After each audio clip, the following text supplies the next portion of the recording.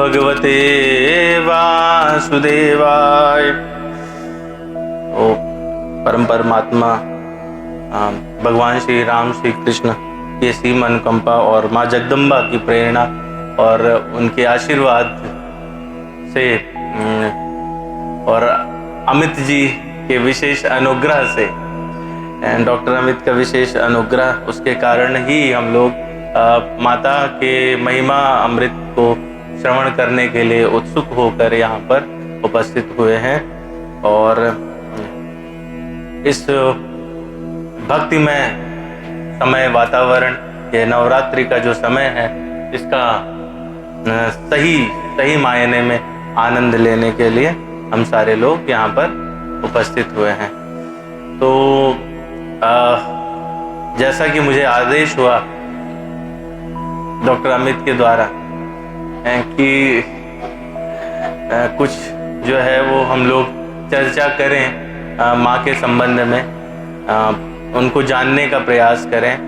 तो और उन्होंने जैसा मैसेज में लिखा उसमें 2 हिस्से लिखे थे, तो मुझे नहीं पता सच में कि अपना तो ज्ञान वैसे भी नहीं है कुछ भी, तो क्या बताएंगे। और माँ की शक्ति इस प्रकार है कि देव आदि ब्रह्मा विष्णु महेश और सभी के लिए ये बखान करना मुश्किल रहता है। लेकिन जो आपने जिस प्रकार का प्रश्न किया है, ये अत्यंत उत्तम प्रश्न है और ये बहुत ही जो शुद्ध आचरण वाले लोग रहते हैं उनके मन में इस प्रकार के विचार आते हैं। ठीक यही प्रश्न वो भगवान शिव ने माँ पार्वती से किया था और ठीक यही प्रश्न ऋषि कौतुकी ने मार्कंडेय जी से किया था, कौतुकी ने। और वही प्रश्न परीक्षित के पुत्र जन्मेजय ने वो और वही प्रश्न व्यास जी ने नारद जी से किया और वही प्रश्न नारद जी ने ब्रह्मा जी से किया। तो इस प्रकार की कथा है और वो जो भगवान ने स्वयं, माँ भगवती ने स्वयं भगवान शिव को बताई, हम लोग उसका कुछ अंश सुनने का प्रयास करेंगे और उससे जितना हमारी जितनी भी बुद्धि है उससे उसको समझने का प्रयास करेंगे और माँ भगवती से प्रार्थना करेंगे कि वो हमको इस प्रकार से सद्बुद्धि दे, सुमति दे कि हम उनके वांग्मय दर्शन को समझने का प्रयास कर सकें। तो पहली बात है कि ये नवरात्र है। तो नवरात्र है क्यों, क्या, और नवरात्र को नवरात्र क्यों कहते हैं? 9 दिन तो नहीं कहते हम लोग, नवरात्र कहते हैं, है ना। बाकी सभी जो है उसमें कहा जाता है ये दिवस है, ये आविर्भाव दिवस है, विजयदशमी दिवस है ना। तो लेकिन जो रात्रि का त्योहार है वो नवरात्र है। इसके अलावा दूसरा जिसमें मिला जुला है वो है दीपावली। इसके अलावा बाकी सभी जो हैं वो दिन के त्योहार होते हैं। तो ये विशेष बात है कि यह नवरात्र है। हम लोग इसके विषय में जरूर चर्चा करेंगे। तो वर्ष के दौरान देखा जाए तो 4 नवरात्र होते हैं। संभवतः हम सभी को यही ज्ञान होगा कि नवरात्र जो है वो 2 ही होते हैं, तो 2 नहीं, वर्ष में 4 नवरात्र होते हैं। किसी के पास जूम है तो उसका वो जूम का लिंक बना करके और सिद्धार्थ को भेज दीजिए, मे बी कि वो फायदा उठा सके। ठीक है, एक लिंक बना दीजिए, जूम तो हो गए ही ना, तो उनको वहां तक। मैं सोच रहा था इतना सारा रहता दिमाग में चलता कि भूल जाते हैं। विस्मृति जो है, भूल जाना, सभी लोग इसको समझते हैं कि ये एक प्रकार का रोग है, परंतु मुझे हमेशा लगता है कि ये बहुत ही सुखद है और भगवान की बनाई हुई बहुत ही उत्तम व्यवस्था है। विस्मृति, स्मृति ना रहना, ये बहुत ही उत्तम व्यवस्था है, क्योंकि स्मृति ही आपके दुख का, क्षोभ का कारण रहती है। आप जितना याद रखते हैं उतना ही दुखी होते हैं। मुश्किल लग रहा है, अच्छा ओके। कुछ अपने पास में है टांगने का, जूम से चल नहीं आया, ठीक है। तो इसमें जो है भगवान के 9 प्रमुख अवतार हैं और प्रत्येक बार ये 9 दिन की विशिष्ट पूजाएं हम लोग करते हैं। इस काल को हम लोग नवरात्र कहते हैं। ये चैत्र शुक्ल प्रतिपदा से नवमी तक और दूसरी जो अभी चल रही है श्राद्ध पक्ष के दूसरे दिन आश्विन शुक्ल प्रतिपदा से आश्विन शुक्ल नवमी तक, जो हम लोग अभी इसको शारदीय नवरात्रि भी कहते हैं। और ये दोनों नवरात्रि में वैसे तो कोई भी कंपैरिजन नहीं करना चाहिए, ठीक है। गुप्त नवरात्रि होती हैं 2 और 2 प्रकट नवरात्रि है। तो जो हम लोग मनाते हैं वो प्रकट नवरात्रि है। गुप्त नवरात्रि जो है वो योगियों और तांत्रिकों के लिए होती हैं। तो शारदीय नवरात्रि हो गई, चैत्र नवरात्रि हो गई और इसके अलावा माघ गुप्त नवरात्रि और आषाढ़ गुप्त नवरात्रि है। तो गुप्त नवरात्रि में जैसा कि नाम इंगित कर रहा है, इसमें सिद्धि हेतु साधना की जाती है और इसमें तंत्र साधना की जाती है जो गुप्त होती है, इसीलिए इसको गुप्त नवरात्रि कहते हैं। तो वो प्रश्न जो आपने पूछा, वो प्रश्न से ही दुर्गा सप्तशती प्रारंभ होती है। उसी प्रश्न का उत्तर है दुर्गा सप्तशती। तो उसमें माँ ने बताया कि किस प्रकार से जो ये भगवान का प्रश्न था उसको भक्त लोग कर सकते हैं और भविष्य के लिए व्यवस्था दी गई है। तो क्या बोला है भगवान शिव ने? उन्होंने कहा, शिववाच देवी त्वं भक्त सुलभ सर्व कार्य विधायनी कलो ही कार्य सिद्ध्यर्थम उपायम ब्रूहि यत्नतः। भगवान शिव कहते हैं, हे देवी तुम भक्तों के लिए सुलभ और समस्त कर्मों का विधान करने वाली हो। कलयुग में कामनाओं की सिद्धि हेतु यदि कोई उपाय हो तो उसे अपनी वाणी द्वारा संयम रूप से व्यक्त करिए। तो भगवान शिव क्या पूछ रहे हैं? कलयुग में यदि आपकी कामना सिद्धि चाहते हैं आप, तो उसके लिए आपको माँ दुर्गा की उपासना करनी चाहिए। हम लोग इस पर पहले भी चर्चा कर चुके हैं। तो भौतिक संसार में सब कुछ माँ दुर्गा की उपासना के द्वारा संभव है, क्योंकि ये भौतिक संसार जो है वो माँ दुर्गा द्वारा ही संचालित है। हम लोग अभी आगे देखेंगे और समझेंगे कि भगवान की जो योग माया शक्ति है जिसके द्वारा ये संचालित होता है वही माँ दुर्गा है।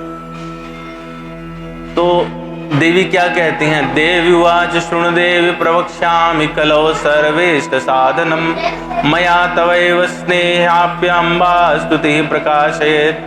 कहती हैं, आप हे भगवान शिव, आपका मेरे ऊपर बहुत स्नेह है और कलयुग में समस्त कामनाओं को सिद्ध करने वाला जो साधन है वो मैं आपको बताती हूँ। सुनिए, उसका नाम है अम्बा स्तुति। तो इसके बाद में वो बताते हैं कि वो अम्बा स्तुति ही माँ दुर्गा की जो पुस्तक है, जो वो सप्त श्लोकी दुर्गा सप्तशती कहलाती है और उसका फिर बहुत सारी चीज़ें उसके बारे में बताते हैं। तो बताती हैं कि ये माँ दुर्गा का, पार्वती जी बताती हैं कि मेरा ही, आगे चल के बताएंगे, मेरा ही एक एक्सपेंशन है। और दुर्गा जी जो है वो क्या करती हैं? तो वो बोलती हैं कि ओम ज्ञानी नाम अपि चेतांसि देवी भगवती ही सा बलादाकृष्य मोह्य माया महामाया प्रयच्छति दुर्गे स्मृता हरसि भीत्मशेष जंतोः स्वस्थये स्मृतां मतितीव शुभां ददासि दारिद्र्य दुख भयहारिणि तुदन्या सर्वोपकार कारणाय सद्रादृचिता। क्या क्या बताती हैं? कहती हैं कि भगवान माँ दुर्गा का स्मरण करने पर सभी प्राणियों का भय चला जाता है।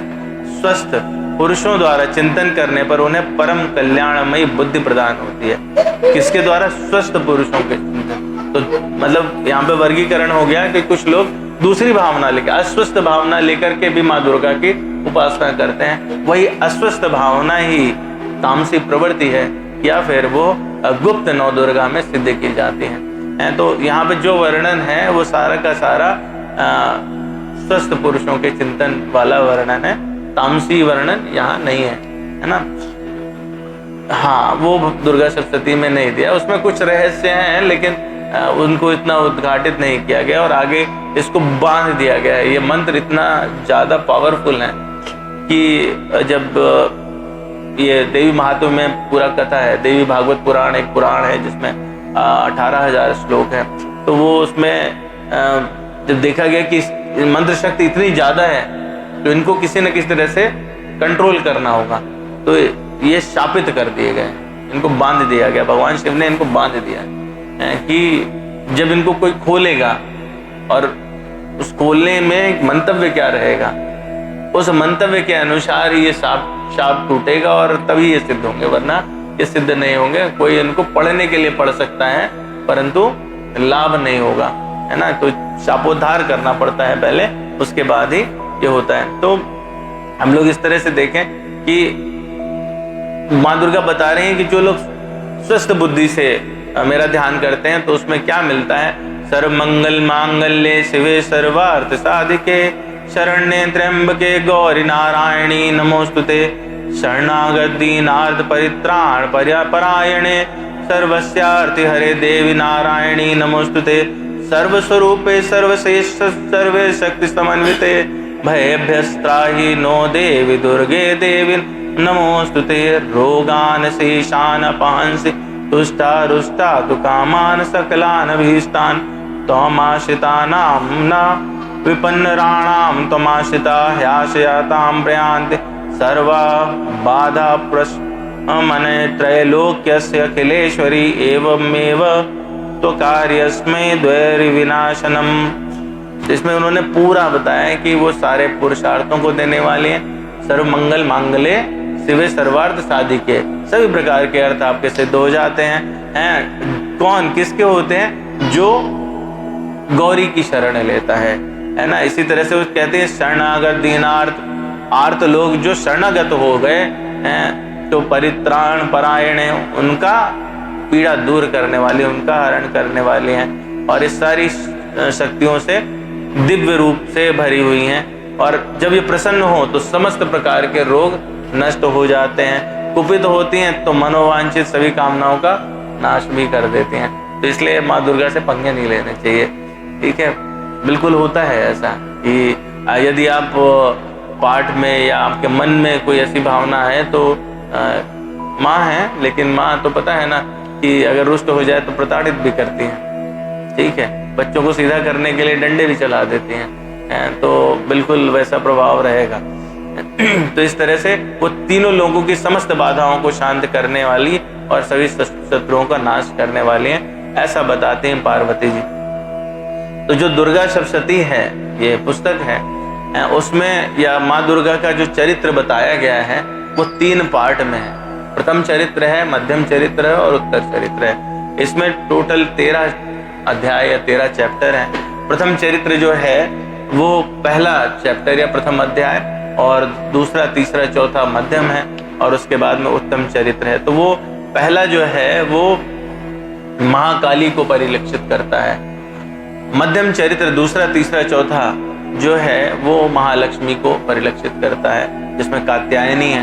और उत्तम चरित्र जो है, जो अध्याय 5 से और 13 तक है, वो महासरस्वती। तो इस प्रकार से, और ये जो श्लोक है ये मार्कंडेय पुराण से 81 अध्याय से 93 अध्याय तक के बीच का संकलन वो दुर्गा सप्तशती में दिया गया है। इसलिए बस बताने का प्रयोजन सिर्फ इतना है कि चूंकि ये पुस्तक ही आधार है जिससे हम लोग समझने का प्रयास करते हैं, तो ये कहाँ से आया, इसका बैकग्राउंड क्या है, ये थोड़ा हमको पता रहेगा तो हमको समझने में और उसको जानने में आसान रहेगा। तो इसमें जो है वो 13 अध्याय हैं, और जिसमें पहले अध्याय में मधुकैटभ नाम के असुरों का संहार वो बताया गया। भगवान की योग माया शक्ति और भगवान विष्णु द्वारा वो संहार किया गया था। उसके बाद में दूसरे और तीसरे और चौथे अध्याय में महिषासुर नाम के राक्षस का वध दिखाया गया है, बताया गया है। और 5वें छठे में धूम्रलोचन, 7वां अध्याय में मुंड नाम का एक राक्षस था उसका, 8वें अध्याय में रक्त बीज का संहार, 9वें 10वें में शुंभ और निशुंभ, 11वें में जो है वो नारायणी की प्रार्थना और उनकी प्रशंसा की गई है कि उनसे क्या क्या फल मिलते हैं, और 12वें में फल स्तुति, और 13वें में माँ का आशीर्वाद है। तो इस प्रकार से 13 अध्याय दुर्गा सप्तशती के हैं। थोड़ा हमको समझने में इससे आसान हो जाता है। अब बात यह है कि जो माँ दुर्गा हैं उनको हम दुर्गा क्यों कहते हैं, और उनके क्या जो है वो सबसे श्रेष्ठ नाम बताए गए हैं। नाम तो अनेकानेक है, दुर्गा सप्तशती में 108 नाम अलग हैं, 32 नाम अलग हैं। इस प्रकार से उनका जो लोग रोज पठन पाठन करते हैं उनका विशेष लाभ भी है। लेकिन 16 नाम माँ दुर्गा के विशेष बताए गए हैं। तो पहले हम लोग समझेंगे कि दुर्गा शब्द का अर्थ क्या है और हैं दुर्गा कौन, ठीक है, और उनके बाकी 16 नाम क्या क्या हैं। दुर्गा जी के जो 16 नाम है वो है नारायणी, ईशाना, विष्णु, माया, शिवा, सती, नित्या, सत्या, भगवती, सर्वाणी, सर्वमंगला, अंबिका, वैष्णवी, गौरी, पार्वती और सनातनी, ये 16 नाम है।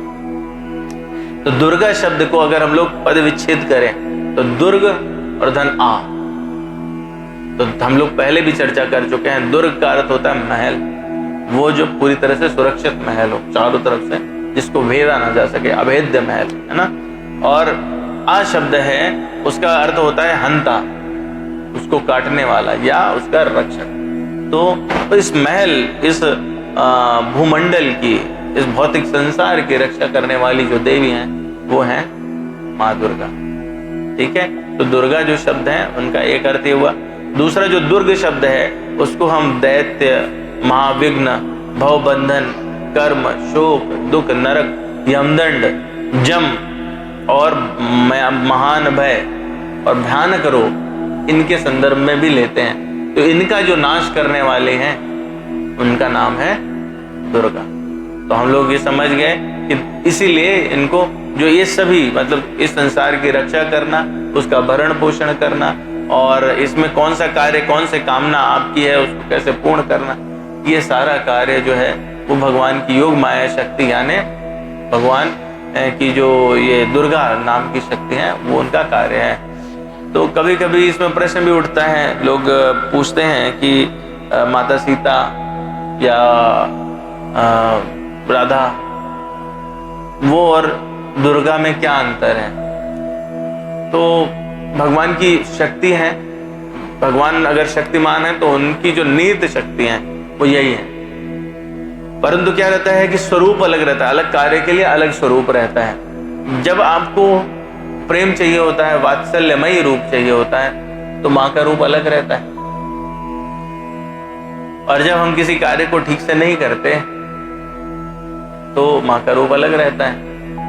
या हमको किसी भय से, हमको किसी संकट से बचाना हो तो माँ का रूप अलग हो जाता है। ये हमारे भौतिक जीवन में हम लोग सभी जानते हैं। तो वो जो रूप है रक्षा करने वाला, वह जो रूप है जो अत्यंत भयावह हो जाता है किसी संकट को देख करके, वह रूप जो हमको सन्मार्ग पे ले जाने के लिए है, वह रूप है माँ दुर्गा का। और जो वात्सल्यमयी है वो माता सीता, भक्ति का, ठीक है।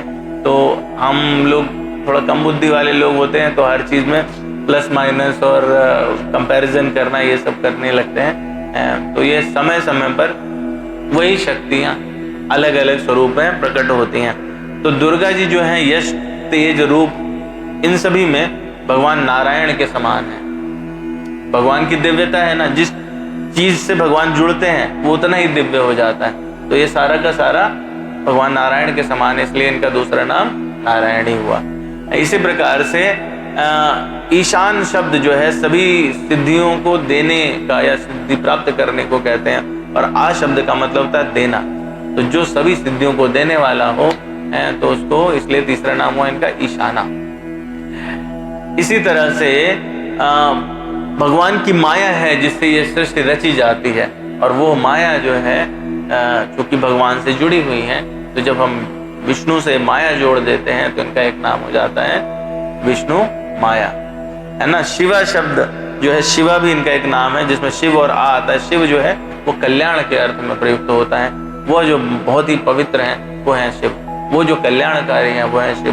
तो जो परम कल्याण को देने वाली हैं, इसलिए उनका नाम पड़ता है शिवा। और इसी प्रकार से सद्बुद्धि देने वाली और हमेशा पतिव्रत धर्म को आगे बढ़ाने वाली, सुशील, ये सारे गुण जिसमें होते हैं वो कहलाती हैं सती। भगवान नित्य हैं तो उनकी शक्ति भी नित्या है, इसलिए इनका एक नाम नित्या हो गया। ब्रह्मा से लेकर तृण तक सभी कुछ इस जगत में मिथ्या लगता है, परंतु उनके बीच में जो सत्य है वो भगवान की शक्ति है, और ये सत्य स्वरूपा ही माँ दुर्गा है, इसलिए इनका एक नाम सत्य स्वरूपा भी है।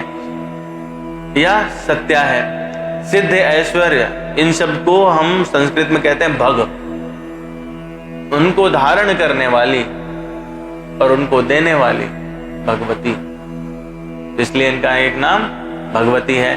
और जो विश्व के संपूर्ण चराचर प्राणियों को जन्म, मृत्यु, जरा आदि तरह मोक्ष की प्राप्ति कराती हैं, सभी कुछ मैनेज करना है। घर में जैसे माँ सब कुछ मैनेज करती है, बिल्कुल ठीक उसी प्रकार से दुर्गा माँ सब मैनेज करती हैं, और सब कुछ मैनेज करने के कारण इनका नाम सर्वाणी है। मंगल शब्द मोक्ष का वाचक है और देने वाली जो है सभी प्रकार के मंगलों को देने वाली है, इसीलिए इनका नाम सर्वमंगला भी कहलाता है।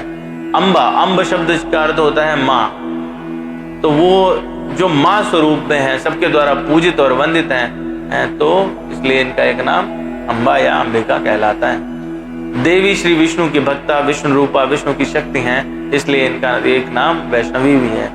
गौर शब्द पीले रंग, निर्लिप्त और निर्मल परब्रह्म परमात्मा के अर्थ में प्रयुक्त होता है, इसलिए इनका एक नाम गौरी है। और भगवान शिव सबके गुरु हैं, तो उनकी अर्धांगिनी भी इसलिए गौरी कहलाती है। ठीक है, तो पर्व शब्द जो है, पर्व वो तिथि भेद को कहते हैं, पूर्णिमा, पर्व भेद, कल भेद, इस तरह से। और ती मतलब उस पर्व की जो ख्याति बढ़ाए, ती शब्द ख्याति, तो पर्व और ती इनको मिला देते हैं तो हो जाती हैं पार्वती, है ना, इसलिए इनका नाम एक पार्वती भी है। पर्वत गिरिराज की पुत्री हैं, तो दूसरा कारण ये भी है कि इनको पार्वती कहते हैं। और जो हमेशा रहें, सर्वदा हमेशा रहें, और वो कैसे रहें, विद्यमान रूप में, यानी कि चले गए लौटाए, तो जो हमेशा विद्यमान रहें, ऐसे में जो सर्वदा का शब्द है संस्कृत में वो है सदा, और जो विद्यमान रहे उसे कहते हैं तनि, तो सनातनी, इसलिए इनका एक नाम सनातनी। तो इस प्रकार से जो 16 प्रमुख नाम है उनकी ये व्याख्या हुई। अब क्या है कि इनका नाम जो दुर्गा पड़ा, एक तो हमने जाना कि दुर्ग शब्द का अर्थ है भौतिक संसार, एक हमने जाना कि दुर्ग शब्द का अर्थ है विभिन्न प्रकार के रोग, कष्ट, व्याधि इत्यादि। एक और इसमें कथा है जो देवी पुराण में हमको मिलती, स्कंद पुराण में भी है, कि एक रुरु नाम का दैत्य था। रुरु नाम के दैत्य का पुत्र हुआ दुर्गम, और उसने बहुत तपस्या की, ब्रह्मा की तपस्या की, और ब्रह्मा जी से उन्होंने वरदान मांगा कि मुझे वेदों के जो मंत्र हैं, संपूर्ण मंत्रों की शक्ति मुझे प्राप्त हो जाए। ब्रह्मा जी ने ऐसा वरदान दे दिया, तथास्तु। संपूर्ण मंत्रों की शक्ति जो है वो किसको प्राप्त हो गई, दुर्गम। और दुर्गम को जब मंत्रों की शक्ति प्राप्त हो गई तो उसने यज्ञ आदि सब बंद करा दिए। यज्ञों से ही देवताओं को खाना मिलता है। ठीक है, भगवत गीता हम लोग पढ़ेंगे तो उसमें श्लोक आएगा, है ना, तो कि यज्ञों से देवताओं को बल या खाना प्राप्त होता है। तो वो सारे कैसे हो गए, सब के सब बलहीन हो गए, उनको शक्ति नहीं रही। और जितने ब्राह्मण थे उन्होंने देखा कि वेद इत्यादि में कोई रस ही नहीं आ रहा है, क्योंकि वेद मंत्रों की शक्ति दुर्गम के पास चली गई थी। तो जो भगवत गीता में श्लोक है वो इस तरह से, यज्ञाद भवति पर्जन्य, पर्जन्याद भवति अन्न समुद्भवम, इस तरह से पूरा एक श्लोक है कि वर्षा कैसे होगी, पहले यज्ञ होगा, यज्ञ से देवता प्रसन्न होंगे, देवताओं से वर्षा होगी, वर्षा से अन्न उत्पन्न होगी, और अन्न जो है वो हम ग्रहण करते हैं। तो एक पूरा एक चक्र है ये। यज्ञ नहीं हुआ, देवताओं को भोजन नहीं मिला, बलहीन हो गए, वर्षा नहीं हुई, अकाल हो। और अकाल होने के कारण सारे तड़ाग सब सूख गया, जितने जीव थे वो मरने लगे, और देवता जो है वो जाकर के सुमेरु पर्वत और हिमाचल में छिप गए। ब्राह्मणों ने जब ये देखा तो उनको बहुत ही दुख हुआ। अत्यंत दुख होने पर उन्होंने माँ जगदम्बा, जो कि इसको धारण करते हैं पूरे संसार को, उनकी उपासना की और उनसे प्रार्थना की कि यह दुख दूर करिए। तो माँ भुवनेश्वरी, माता पार्वती वो प्रकट हुई, और उन्होंने जब ये दुख देखा देवताओं का और ब्राह्मणों का, तो वो सहस्त्रों नेत्रों से, हजारों नेत्रों से रोने लगी। और उस रोने के कारण पुनः समुद्र, नदी, तालाब, इन सब में जल भर गया और वर्षा होने लगी।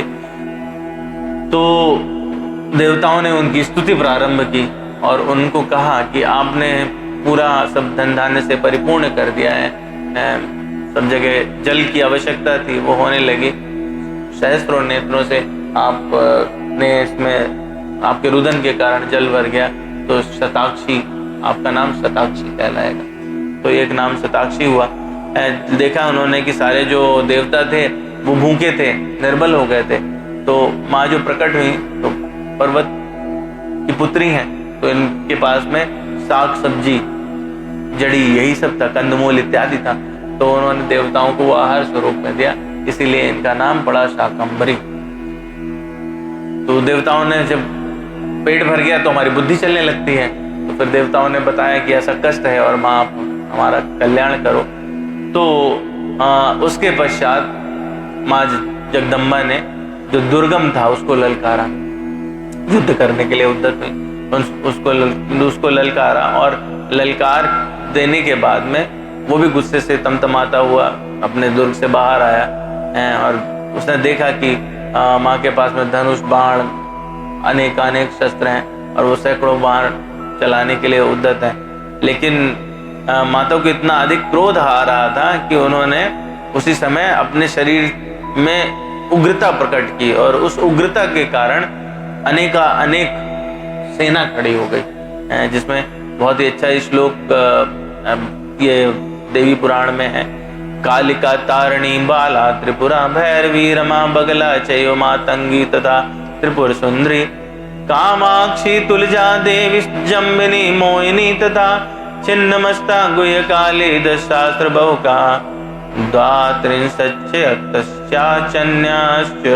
तुष्पस्तिमिता परा असंख्या ततो देव्या समुद्भूतास्तु सा युधाः। उनके देवी के शरीर से अनेक उग्र शक्तियां प्रकट हुई। वो कौन कौन सी थी? कालिका, तारा, कालिका तारणी तारा, बाला, त्रिपुरा, भैरवी, रमा, बगला, चैव, मातंगी, त्रिपुर सुंदरी, मतलब ये अलग अलग नाम से शक्तियां प्रकट हो गई। और उनके हाथ में 10-10 हजार हाथों वाली वो देवियां थी जिन्होंने युद्ध के लिए उद्यत हुए। और उनसे फिर फर्दर और एक्सपेंशन हुए, तो हजारों हजार की सेना प्रकट हो गई और फिर भयानक युद्ध हुआ। 11 दिन तक, 11 दिवस तक वो युद्ध चला और अंत में माता दुर्गा ने दुर्गम का संहार कर दिया। तो संहार होने के बाद वेदों की शक्ति उनके मंत्रों में वापस आई और देवों द्वारा उनकी स्तुति की गई। और फिर देवों ने जो है जब उनकी स्तुति की तो उन्होंने कहा कि दुर्गम असुर का संहार करने के कारण मेरा नाम दुर्गा और शताक्षी कहलाएगा और इन नामों का जो प्राणी उच्चारण करेगा वह माया का भेदन करके मेरे लोक को प्राप्त होगा। तो हे देवगण, मैं वस्तुतः सार रूप में यही कहती हूँ कि सभी देवताओं तथा दैत्यों को सर्वदा मेरी उपासना करनी चाहिए। तो इस तरह से हम लोगों ने समझा कि दुर्गा शब्द का क्या अर्थ है और उनका नाम दुर्गा क्यों पड़ा।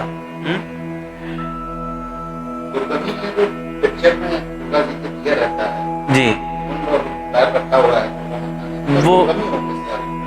वो जो है वो कालिका का रूप है। उसमें 9 अलग अलग अभी हम लोग चर्चा करेंगे, जो 9 रूप हैं, जो विशिष्ट रूप हैं, जिनकी हम लोग नवरात्र में पूजन करते हैं। तो उसमें एक एक का अलग अलग स्वरूप है, तो उन्हीं में से एक स्वरूप है। लेकिन जो आप देखते हैं ना आमतौर पे फोटो में रहता है सामने, जिसमें शेर पे सवार हैं और उनके अष्टभुजाएं हैं, है ना, ये जो है संपूर्ण रूप माना जाता है माँ दुर्गा का। यही अंतिम रूप माना जाता है। हाँ, वो भी 9 दिन की, नाम नवरात्रि है तो 9 दिन की है वो भी, है ना। तो प्रश्न ये पूछा, जितने भी श्रोता वक्ता की बात हुई। अच्छा, बड़ी ही इसमें सुंदर बात यह है कि हम लोग जब भी किसी कथा की चर्चा करते हैं तो हम देखेंगे कि भगवान शिव ही उसके मूल में रहते हैं। क्योंकि ज्ञान का प्रादुर्भाव भगवान शिव से ही होता है। और भगवान जो है ना, वो हर युग के सबसे बड़े कथावाचक, भगवान शिव हर युग के सबसे बड़े कथावाचक हैं। वो पहले स्टोरी सुनते हैं या सुनाते हैं और उसके बाद वही स्टोरी पूरे जगत में फेमस हो जाते हैं। तो प्रश्न ये हुआ कि दुर्गा जी का क्रमवार प्राकट्य कैसे, पहली बार कब प्रकट हुई? एक बार प्रकट हुई होंगी, उसके बाद ही फिर ये क्रम चला होगा। तो पहली बार जो है आदिकाल जब की सृष्टि होने वाली थी, तो उसमें गोलोकवर्ती वृंदावन के रास मंडल में देवी को प्रकट किया था भगवान श्री कृष्ण ने। तो पहला जो प्राकट्य हुआ वो गोलोक वृंदावन में हुआ। उसके बाद दूसरी बार ब्रह्मा जी ने उनको याद किया, योगमाया रूप में भगवान की निद्रा थी, भगवान विष्णु जो है वो निद्रा में थे, योगमाया का प्रभाव था उस समय। तो मतलब बात ये देखिए कि योगमाया का इतना प्रभाव है कि भगवान को उठाने और सुलाने की भी शक्ति रखते हैं। तो उस समय भगवान के लीला है, मतलब भगवान के कर्ण से मैल निकले और उनका नाम मधु और कैटभ हुआ, वो 2 राक्षस बने और उन्होंने उसी समय पैदा होते ही उत्पात मचाना शुरू कर दिया। तो भगवान तो सो रहे थे और भगवान की नाभि से जो कमल निकलता है उस पर ब्रह्मा जी आसीन रहते हैं। तो सबसे पहला काम किया उन्होंने, कमल को हिलाना शुरू कर दिया। तो ब्रह्मा जी ने देखा, बोले ये तो विशाल का राक्षस और सृष्टि पालन में जिनको उद्धत होना चाहिए, भगवान विष्णु सृष्टि पालक हैं, तो वो तो सो रहे हैं, अब मेरी रक्षा कौन करेगा? मैं तो सृष्टि का सृजन भी नहीं कर पा रहा हूँ इन राक्षसों के कारण। तो ऐसे में उन्होंने देखा कि योग माया वहां पर उपस्थित हैं, तो उनकी उपासना की। तो द्वितीय जो समय था वो दूसरी बार मधु कैटभ के उत्पन्न होने पर ब्रह्मा जी ने योग माया की उपासना की थी और उनके प्रभाव से फिर भगवान जागे और उन्होंने 5000 वर्षों तक मधु कैटभ से युद्ध किया। और मधु कैटभ जो है वो एक तरह से देखें तो अहंकार और दम्भ का स्वरूप है। तो उन्होंने भगवान को भी कहा, अच्छा तुम जाग गए हो तो मैं तुम्हारे पराक्रम से प्रसन्न हूं, तुम वर मांगो, क्या वर मांगते हो? तो भगवान विष्णु ने उनको कहा कि मैं आपसे आपके वध का वर मांगता हूं। तो दंभ और अहंकार का आप वो देखिए, पराकाष्ठा है, स्तर देखिए। तो उन्होंने कहा कि मांगो, क्या वर मांगते हो? भगवान ने कहा कि मैं आपसे आपके वध का वर मांगता हूँ। बोले अच्छा ठीक है, आपको ऐसा वर चाहिए तथास्तु, परंतु इसकी एक शर्त है। बोले कि जहां पर, जब उन्होंने देखा ना भगवान तो क्षीर सागर में थे और चारों तरफ जल ही जल है, ऐसी जगह है जहां पर जल ना हो, आप मुझे वहीं मार सकते हैं, हम दोनों को वहीं मार सकते हैं। तो भगवान ने अपना विशाल काय रूप किया, अपनी जान पर दोनों का वध कर दिया। ठीक है, तो इस प्रकार से मधु कैटभ के वध के समय योग माया के रूप में माँ दुर्गा उपस्थित हुई। तीसरी बार त्रिपुरारी महादेव ने त्रिपुर से प्रेरित होकर देवी का पूजन किया। तो वो मैं नाम का एक राक्षस था और उसमें त्रिपुर की रचना हुई थी और भगवान को उसका खंड करना था। तो हम लोग, बहुत ही सुंदर कथा है वो, त्रिपुर जो है उसको कैसे त्रिपुर का नाश हुआ और कैसे, तो वो उस समय भी देवी का आवाहन किया था भगवान शिव ने और फिर त्रिपुर का वो किया गया, नष्ट किया गया। चौथी बार दुर्वासा के शाप से राज्य लक्ष्मी से भ्रष्ट हुए देवराज इंद्र ने भक्तिभाव के साथ देवी भगवती सती की आराधना की थी और फिर यह आराधना जनमानस के लिए खुल गई। आप देखें ना तो स्टेप वाइज है, भगवान नारायण ने सबसे पहले, उसके बाद ब्रह्मा जी और भगवान शिव, है ना, और फिर देवता गण। तो अब ये डिसेंडिंग ऑर्डर में है और उसके बाद में जनमानस के लिए खुल गई। तो फिर मुनि और सिद्ध देवता महर्षि ये सभी लोग माँ दुर्गा की पूजा करने लगे और तब से संसार में, तो इस तरह से दुर्गा जी का क्रमवार प्राकट्य हुआ।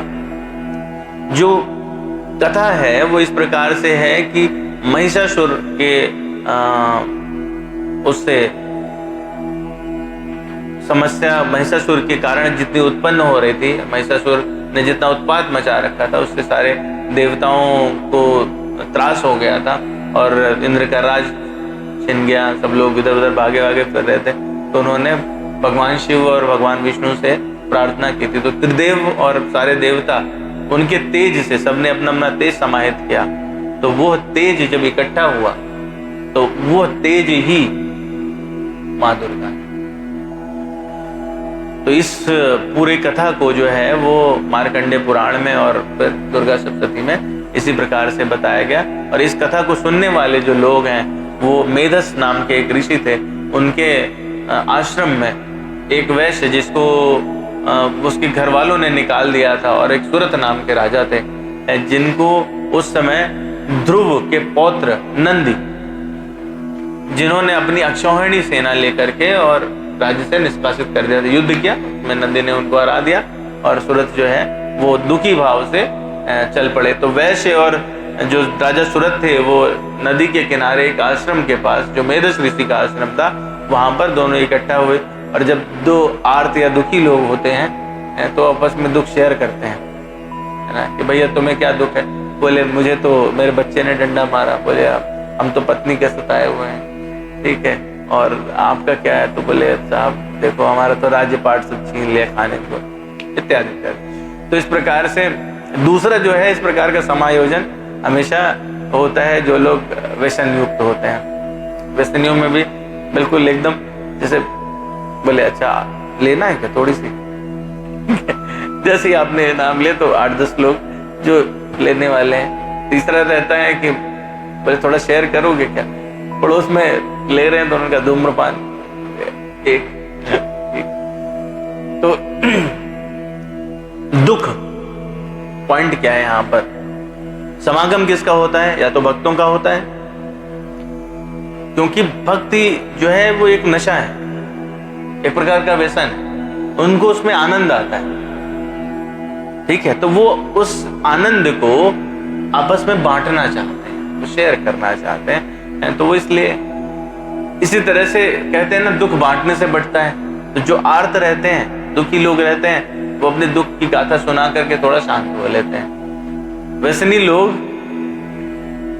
उन्हें व्यसन बांटने से आनंद मिलता है, वो एक प्रकार का नशा। तो वो सारा ये तीनों अगर देखा जाए तो समांतर कैटेगरी में आते हैं। बस जो गुण है वो सबका अलग अलग, रजोगुणी है, सतोगुणी है और एक तमोगुणी है, ठीक है। तो इस तरह से जो वैश्य थे वो और सुरत, राजा सुरत, ये दोनों ही लोग इकट्ठा हुए मेधस ऋषि को। उन्होंने प्रणाम किया और उन्होंने फिर अपना बताया कि कैसे क्या दुख रहा। और फिर मेधस ऋषि से उन्होंने पूछा कि हमें कुछ, हम जिस कष्ट में डूबे हुए हैं, आकंठ डूबे हुए हैं, असल में देखा जाए तो जो पुराणों में कथाएं हैं वो इस तरह से हैं कि वो हमारे जीवन की नैतिक समस्याओं को उजागर करती हैं और उनका समाधान किस तरह मिले ये वहां से पता चलता है। तो मेधस ऋषि ने उनको फिर कहा कि ये जिसमें आप डूबे हुए हैं ये तो नित्य की समस्या है, और इसका जो निदान है वो आपको भगवान की आह्लादनी शक्ति है, जो माया, योग माया वाली शक्ति है, वो अगर आप उनका, जिनका नाम दुर्गा या अम्बा है, उनकी उपासना करें तो आप उससे छुटकारा पा सकते हैं। तो भगवान कृष्ण की जो है विष्णु माया है, तो इसमें दुर्गा सप्तशती में बहुत ही सुंदर इसको क्रमवार तरीके से बताया गया कि वो माया यदि कृपा करे आप पे तो आप धर्म परायण हो जाते हैं, यदि आप धर्म परायण हो गए तो आप हरिभक्त हो जाते हैं। तो यानी चरमोत्कर्ष क्या है? माँ के आशीर्वाद का चरमोत्कर्ष क्या है? हरिभक्ति, ठीक है। लेकिन जिन पर कृपा दृष्टि ना हो, जैसे कुछ कपूत रहते हैं ना, उनका थोड़ा दंड कर दें इसको तो सुधर जाएगा, सही रास्ते पे चलेगा। फिर तो माँ कभी भी इस तरह से नहीं रखती कि किसी पर कृपा पात्र ना बनाए किसी को, थोड़ा पहले थोड़ा बाद में, बस इतनी ही बात रहती है। तो जिन पर कृपा दृष्टि नहीं होती मोह जाल में आबद्ध हो जाते हैं, और जो मोह जाल में आबद्ध हो जाते हैं उनको नाना प्रकार के लोभ होते हैं। तो जिस प्रकार का जो लोभ होता है उससे संबंधित देवता की वो पूजा करते हैं। जिसको धन चाहिए वो कुबेर की पूजा करेगा, जिसको वर्षा या ऐश्वर्य चाहिए वो इंद्र की पूजा करेगा, ठीक है। जिसको अपने जीवन में यश इत्यादि चाहिए वो सूर्य की पूजा करे। तो इस तरह विभिन्न देवताओं की पूजा में नीत हो जाते हैं, उनकी वह बुद्धि नित्य बुद्धि हो जाती है जो देवताओं की उपासना करती है। परंतु ये क्रम अगर चलता रहे, क्योंकि देवताओं की उपासना करना ये रजोगुणी है, तो उससे एक स्टेप ऊपर उठा जा सकता है। और जब वो सतोगुण में प्रवेश करते हैं तो 7 जन्मों के बाद प्रकृति देवी यानी माँ दुर्गा उन पर कृपा करके और उनको शिव भक्ति में लीन करा देती है। और भगवान शिव की जो भक्ति करता है, तो तुलसीदास जी कहते हैं हरि और हर में कोई भेद नहीं है, तो वो फिर हरि की भक्ति को प्राप्त करता है। अंततोगत्वा भगवान शिव वो महावैष्णव माने जाते हैं, वो हरि की भक्ति में उसको उद्धत करा देते हैं। तो चाहे आप पे जल्दी कृपा हो या लेट कृपा हो, जो चरमोत्कर्ष है, माँ के आशीर्वाद का जो चरमोत्कर्ष है, वो क्या हुआ? हरि की भक्ति, यही चरमोत्कर्ष है। हाँ, बीच में जैसे आपको लोभ है तो आप माँ से जो मांगेंगे, अपनी माँ से आप जो मांगते हो, आपको लड्डू अच्छे लगते हैं, 2 खाने के बाद में तीसरा मांगते हो, तो थोड़ा डांट फटकार के बाद में तीसरी मिल ही जाता है। तो बिल्कुल माँ का स्वरूप वैसा ही है, वो मिलता है। तो इस तरह से जो है वो मेधस ऋषि वर्णन करते हैं कि क्या क्या हमको करना चाहिए। और जो राजा सुरथ हैं और समाधि नाम के वैश्य हैं, ये दोनों को वो उपदेश देते हैं और बताते हैं कि इसमें आपको 3 अंग हैं जो जिनका जाप करना चाहिए, कवच, ध्यान, फिर अर्गला, कीलक, ये सारे अंग हैं, पूरा ये विवरण है। तो ये सारा जब आप करते हैं तो आपको आपका मनोवांछित फल प्राप्त हो जाएगा।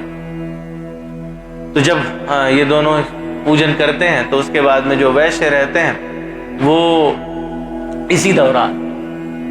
इसी प्रक्रिया के दौरान उनका मन इस तरह हो जाता है कि वो भक्ति मांगते हैं माँ के प्राकट्य पे।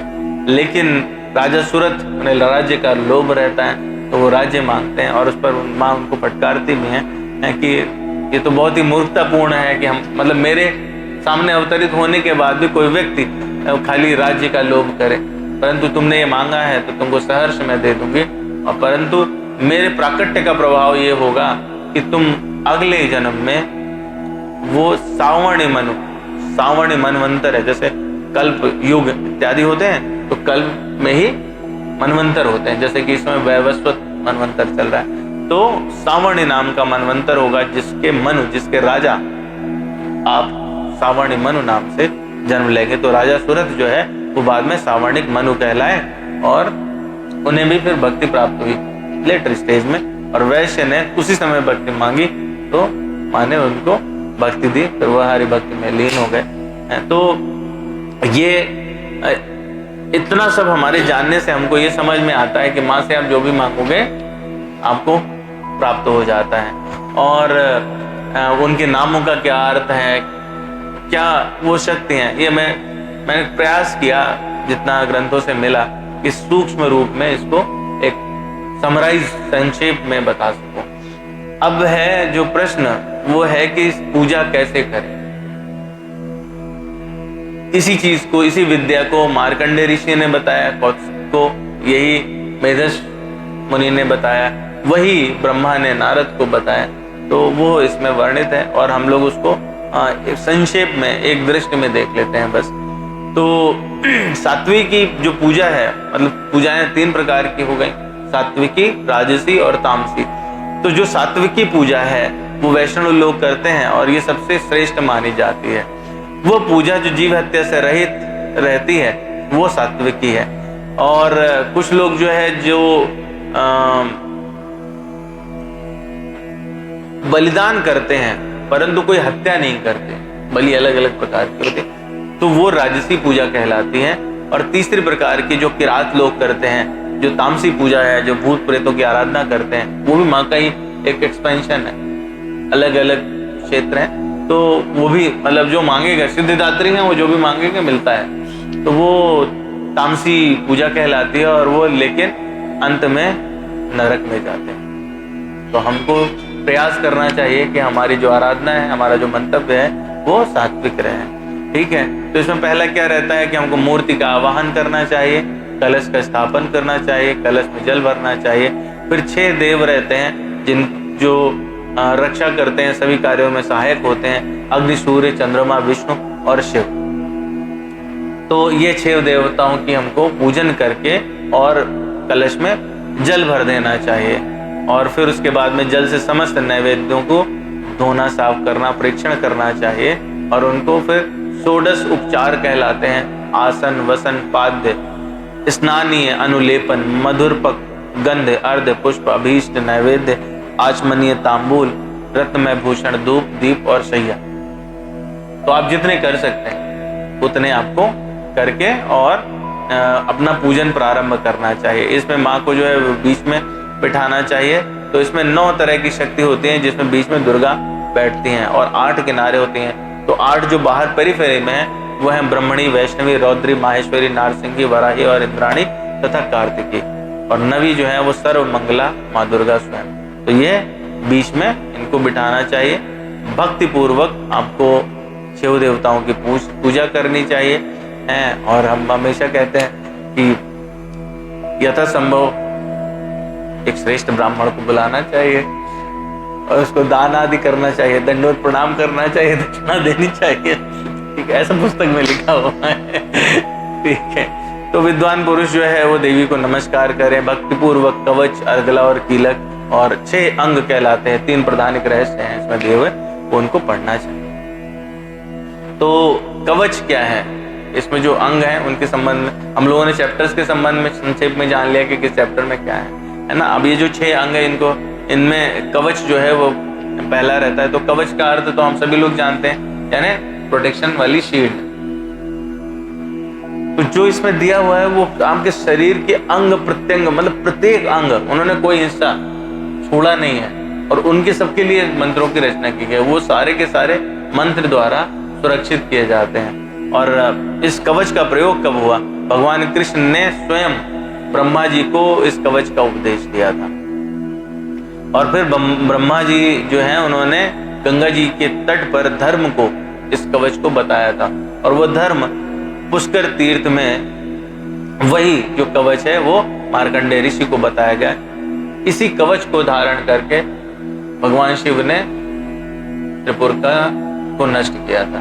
यही कवच था जिसको धारण किया और इंद्र ने तो अपनी खोई हुई संपत्ति पाई। परशुराम ने इसी कवच को धारण करके शत्रुओं का भेद किया, और दुर्वासा मुनि जो है इसको हमेशा धारण करते थे, तो वो भगवान शिव के तुल्य कहलाने लगे, वो रुद्र कहलाने लगे। तो ऐसा कहा है इसमें कि 5 लाख बार यदि कोई जप करता है तो यह कवच सिद्ध हो जाता है और उसे किसी भी प्रकार की व्याधि वो परेशान नहीं करती।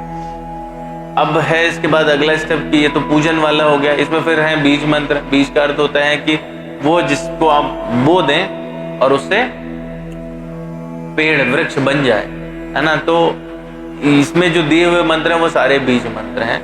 बीज मंत्र थोड़ा अलग भी उन्होंने किया हुआ है। उनकी अगर आप उपासना करते हैं तो उससे माँ की सिद्धि प्राप्त हो जाती है।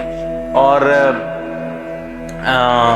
इसके बाद आता है कि आपको नवरात्र व्रत में क्या विधान करना चाहिए और जो कन्या है उनका पूजन कैसे करना चाहिए, कौन सी कन्या है जिनका पूजन करना चाहिए।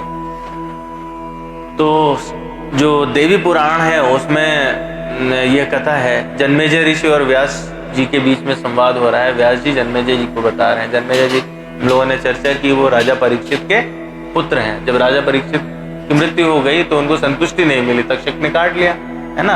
और राजा परीक्षित की मृत्यु हो गई तो उनको संतुष्टि नहीं मिली, तो वो व्यास जी के पास गए और उन्होंने कहा कि हमें अब ये कष्ट जो अंदर दारुण दुख है इसको कैसे निवारण करें। तो उसमें उन्होंने देवी का महत्व बताया था, वही देवी पुराण है। तो देवी पुराण में वो कहते हैं कि जो नवरात्र है, नवरात्रे तु संप्राप्ते किम कर्तव्यम द्विजोत्तमा विधानम विधिवत ब्रूहि शरत काले विशेषता। जन्मेजय जी कह रहे हैं कि नवरात्रि में हमको किस प्रकार से पूजन करना चाहिए और इसका विधान, विशेषकर शारदीय नवरात्रि जो अभी चल रही है, शारदीय नवरात्रि, उसका विधान मुझे बताएं। किम फलम खल खलु कस्तत्र विधि कार्यो महामते एतद् विस्तरतो ब्रूहि कृपया द्विजसत्तमा। और हे महामति या हे व्यास जी, इसके पूजन का क्या फल है और उसमें किस विधि का पालन करना चाहिए, मुझे ये सब विस्तार के साथ बताइए। तो व्यास जी कहते, व्यासुवाच शृणु राजन् प्रवक्ष्यामि नवरात्र व्रतम शुभम शरत्काले विशेषेण कर्तव्यम विधि पूर्वकम। इसी शारदीय नवरात्रि की बात हो रही है ना। तो कहते हैं, हे राजन सुनिए, मैं आपको इसके विषय में बता रहा हूँ। शरत काल के नवरात्र में विशेष करके यह व्रत करना चाहिए। वसंते चा प्रकर्तव्यम तथैव प्रेम पूर्वकम तावत्यम दृष्टांक्यो सर्वजनेषु वे। इस प्रकार, उसी प्रकार से जैसे शारदीय नवरात्र में आप व्रत करते हैं, उसी प्रकार से प्रेम पूर्वक वसंत ऋतु के नवरात्र में भी इसको करना चाहिए। ये दोनों ऋतुएं सब प्राणियों के लिए यम दृष्टा कही गई हैं। इन दोनों में जो है, दोनों ही ऋतुएं ऐसी हैं जो आपको यम के करीब ले जाती हैं। बीमारियां इसमें बढ़ जाती हैं, रोग इत्यादि शरद में और वसंत में बढ़ जाते हैं। तो इसमें हर प्रकार का रोग बढ़ जाता है। जो योगी रहते हैं, वो तीनों तापों की बात करें अगर हम, तो योगी लोग कामुक हो जाते हैं, वो भी एक प्रकार का रोग है। वसंत ऋतु जब आती है ध्यान भंग होने लगता है ना, ऐसे ही शारदीय में ध्यान भंग होने लगता है। अब मतलब इस प्लेस पे बैठ के मैं वो बात नहीं कहूँगा, परंतु ये बात आप डाटा से जानते हैं कि शारदीय ऋतु की नवरात्रि के समय या इसके पहले, इसके बाद जनसंख्या में कितनी वृद्धि होती है। तो उसका कारण नवरात्रि नहीं है, उसका कारण जो है ये शरद ऋतु और बसंत ऋतु है। तो ऐसे में जब ये व्रत आप साधते हैं तो आपका मन पवित्र होने लगता है, आप भक्ति की तरफ उन्मुख होते हैं। तो शरद संता संत नामानो दुर्गमो प्रणिनाम्य तस्माद्यन्नादिदं कार्यम सर्वत्र शुभम इच्छिता। शरद और वसंत नाम की दोनों ऋतुएं संसार में प्राणियों के लिए दुर्गम है। अतएव आत्मकल्याण के इच्छुक व्यक्ति को बड़े यत्न के साथ यह नवरात्र व्रत करना चाहिए। तो इस व्रत का मतलब ऐसा नहीं कि खाली धार्मिक रीजन है, साइंटिफिक भी है। जब आप 9 दिन ये व्रत पालन करते हैं तो आपकी जो शरीर है, शारीरिक शुद्धिकरण होता है उसका। ठीक है, हम लोग शोध करते हैं इसको, शारीरिक शुद्धिकरण होता है। आप आचार विचार ठीक रखते हैं, आप अपने आहार पर नियंत्रण रखते हैं, आप अपनी शैया पर, निद्रा पर, इन सब पे भी नियंत्रण रखते हैं, और मंत्रों के द्वारा आपकी बुद्धि का भी शोधन होता है। तो ये साइंटिफिक है। तो इसमें हमको इस टाइम में ये चीज करनी चाहिए। द्वावेव स्वमहाघोरा वृतु रोग करो नृणाम वसंत सरा सरदावेव सर्वनाश करा बुबो। दोनों ही बड़ी भयानक है और मनुष्यों के लिए रोग उत्पन्न करने वाली हैं, सबका विनाश कर देती हैं। अतएव हे राजन, बुद्धिमान लोगों को शुभ चैत्र तथा आश्विन मास में भक्ति पूर्वक चंडी देवी का पूजन करना चाहिए। अमावस्याम चा संप्राप्य संभारम कल्पये शुभम अविश्यम चासनम कार्यमेकम भुक्तम तु दत्तिने। और अमावस्या आने पर व्रत की सभी शुभ सामग्री आपको एकत्रित कर लेना चाहिए और उस दिन एक भुक्त व्रत करे और हविष्य ना ग्रहण करे। एक भुक्त का मतलब होता है कि एक टाइम खाएं, है ना, और हैवी भोजन ना लें। तो अमावस्या के आने पर आपको सारी, नवरात्र प्रारंभ हो जाएगा ना, तो आपको सारी व्यवस्था कर लेनी चाहिए। इसमें क्या है, रात्रि में देवी का तत्व जानने वाले आगे वो ये कहते हैं, रात्रो द्विजानथा मंत्रस्य देवी तत्व विशारदान आचार निरतान दातान वेद वेदांग परागान। इस रात्रि में यानी नवरात्र में देवी का तत्व जानने वाले सदाचारी, संयमी और वेद वेदांग के पारंगत विद्वान ब्राह्मणों को आमंत्रित करके प्रतिपदा के दिन प्रातः काल नदी, तड़ाग, बावली जो भी घर पे हो या घर पर ही विधिवत स्नान करें। प्रातर्नित्यम पुरा कृत्वा द्विजानां वर्णम तथा अर्ध्यपाद्यादिकं सर्वं कर्तव्यम मधुपूर्वकम। और ब्राह्मणों का वर्ण करके उन्हें मधु पर तथा आर्ध्यपाद्य आदि अर्पण करें, उनको यथोचित जो आपके पास हो वो दीजिए। इसी तरह से उन्हें वस्त्र अलंकार आदि प्रदान करें और धन के रहते हुए भी इस काम में कभी कृपणता ना करें। ऐसा नहीं कि हमारी जेब में जो वो लाख रुपए है और साहब कुछ है नहीं तो हम दे नहीं सकते। तो इसमें जैसी आपकी इच्छा हो, परंतु कृपणता नहीं करनी चाहिए। संतुष्ट ब्राह्मणों के द्वारा किया हुआ कार्य कर्म सम्यक प्रकार से परिपूर्ण होता है। देवी का पाठ करने के लिए 9, 5, 3 अथवा 1 ब्राह्मण बताए गए हैं। तो आप 9 ब्राह्मण कर सकते हैं, आप 5 ब्राह्मण कर सकते हैं, आप 3 ब्राह्मण कर सकते हैं, या आप 1 ब्राह्मण से भी करवा सकते हैं। अब हम लोग कलयुग के लोग हैं तो जितना शॉर्टकट हो सकता है उतना ही करते, पर 1 ब्राह्मण तक तो रहो कम से कम, है ना।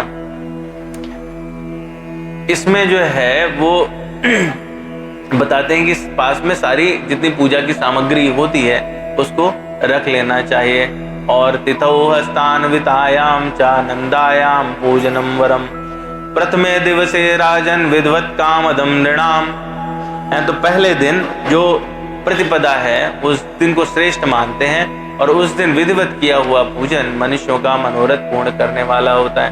यानी अगर पहली नवरात्रि के पहले दिन आप व्रत और पूजन करते हैं तो आपका मनोरथ जरूर सिद्ध हो जाता है। इसका मतलब ये नहीं बाकी के 8 दिन छोड़ देने, पहले दिन से ही प्रारंभ करने की बात हो रही है। नियमम प्रथमम कृत्वा पश्चात पूजाम समाचरेत उपवासेन नक्तेन चैक भुक्तेन वा पुनः। और सबसे पहले उपवास व्रत आप पूरे दिन का रख सकते हैं तो, या फिर एक भुक्त व्रत एक टाइम का रख सकते हैं तो, अथवा नक्त व्रत। नक्त व्रत जो है कि आपने पहले नाइट में खा लिया और अगले दिन कुछ भी नहीं खाया, मतलब फास्टिंग वो बिफोर नाइट स्टार्ट हो गई आपकी। तो इनमें से किसी एक व्रत के द्वारा नियम करने के पश्चात ही पूजा करनी चाहिए। आप संकल्प कर लीजिए कि हमको ये 9 दिन इसको कंटिन्यू करना है। करिष्याम व्रतम मातर नवरात्रम अनुत्तमम सहायम कुरु में देवी जगदम ममाकिलम। और जब ये प्रार्थना आपने अंदर संकल्प कर लिया तो प्रार्थना करो कि मैं ये सर्वश्रेष्ठ नवरात्र व्रत करूंगा, हे जगदम्बे इस पवित्र कार्य में आप मुझे संपूर्ण सहायता करें। जब आप ये पढ़ेंगे दुर्गा सप्तशती तो उसमें बहुत सारे श्लोक हैं जहां पर भी स्त्री रूप है सबको नमस्कार किया है, जिसमें तृष्णा, शांति, कांति, निद्रा, मतलब जिनको हम तामसिक भी मानते हैं उनको भी नमस्कार किया, क्योंकि आप उनको प्रार्थना किए बिना, और सत्य भी यही है। ठीक है, हम लोग उसको प्रैक्टिकली भी देख सकते हैं। जब हम अपनी निद्रा देवी से शयन से पहले ये प्रार्थना करके सोते हैं कि मुझे इतने बजे उठा दीजिए, तो स्वाभाविक है ना हमारे सबके एक्सपीरियंस में कि आप उतने बजे उठ जाते हैं। तो वो एक शक्ति है जो आपको सुला सकती है, जो आपको उठा सकते हैं। और उनका हम लोगों को लगता है कि हमको निद्रा क्यों आती है, ये तो बड़ी कष्ट की बात है, परंतु निद्रा की आवश्यकता तो देखो आप। यदि आप नींद आपको ना आए और सोचिए 5 दिन तक नींद ना आए, साइकेट्री वार्ड तो भर जाएगा नहीं।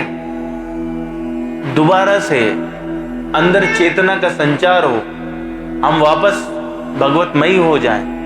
हम इस संसार में जो शक्ति हमको चाहिए कार्य के लिए वो हमको कब प्राप्त होती है, जब निद्रा देवी हमको सुला देती हैं और भगवान हमें चेतना का संचार करते हैं। ठीक है, तो उसी समय 2 शक्तियां, मतलब माँ दुर्गा के 2 रूप उस समय कार्य कर रहे होते हैं। तो इसीलिए हर एक रूप की विशेषता है और उन सब से हमें प्रार्थना करनी चाहिए। तो इस व्रत के लिए यथाशक्ति नियम रखें और उसके बाद मंत्रोच्चार पूर्वक विधिवत भगवती का पूजन करें। यथाशक्ति प्रकर्तव्यो नियमो व्रत हेतवे पश्चात पूजा प्रकर्तव्या विधिवन मंत्र पूर्वकम। तो ये इस प्रकार से हमको चीजें ऑर्गेनाइज करनी चाहिए। अब हमको उसमें क्या क्या करना चाहिए, तो नित्य भूमि पर सोइए, वस्त्र आभूषण और अमृत के सदृश दिव्य भोजन आदि से कुमारी कन्याओं का पूजन करें। ठीक है, जितना हो सकता है आप उतना यथासंभव कुमारी कन्याओं को दान करें। नित्य एक ही कुमारी का पूजन करें और या प्रतिदिन एक एक कुमारी के संख्या के वृद्धि क्रम से पूजन करें, अथवा प्रतिदिन दुगने तिगुने के वृद्धि क्रम से, मतलब जो भी रखें कांस्टेंट रखें। जैसे आप चाहो तो एक एक दिन 9 कुमारियों को कर सकते हैं, या पहले दिन 1, दूसरे दिन 2, तीसरे दिन 3, इस तरह से। या डबल करना है तो 1, 2, 4, पर उनको संकल्पबद्ध तरीके से करना चाहिए। अपने धन सामर्थ्य के अनुसार भगवती की पूजा करें, किंतु हे राजन, देवी की यज्ञ में धन की कृपणता ना करें। ठीक है।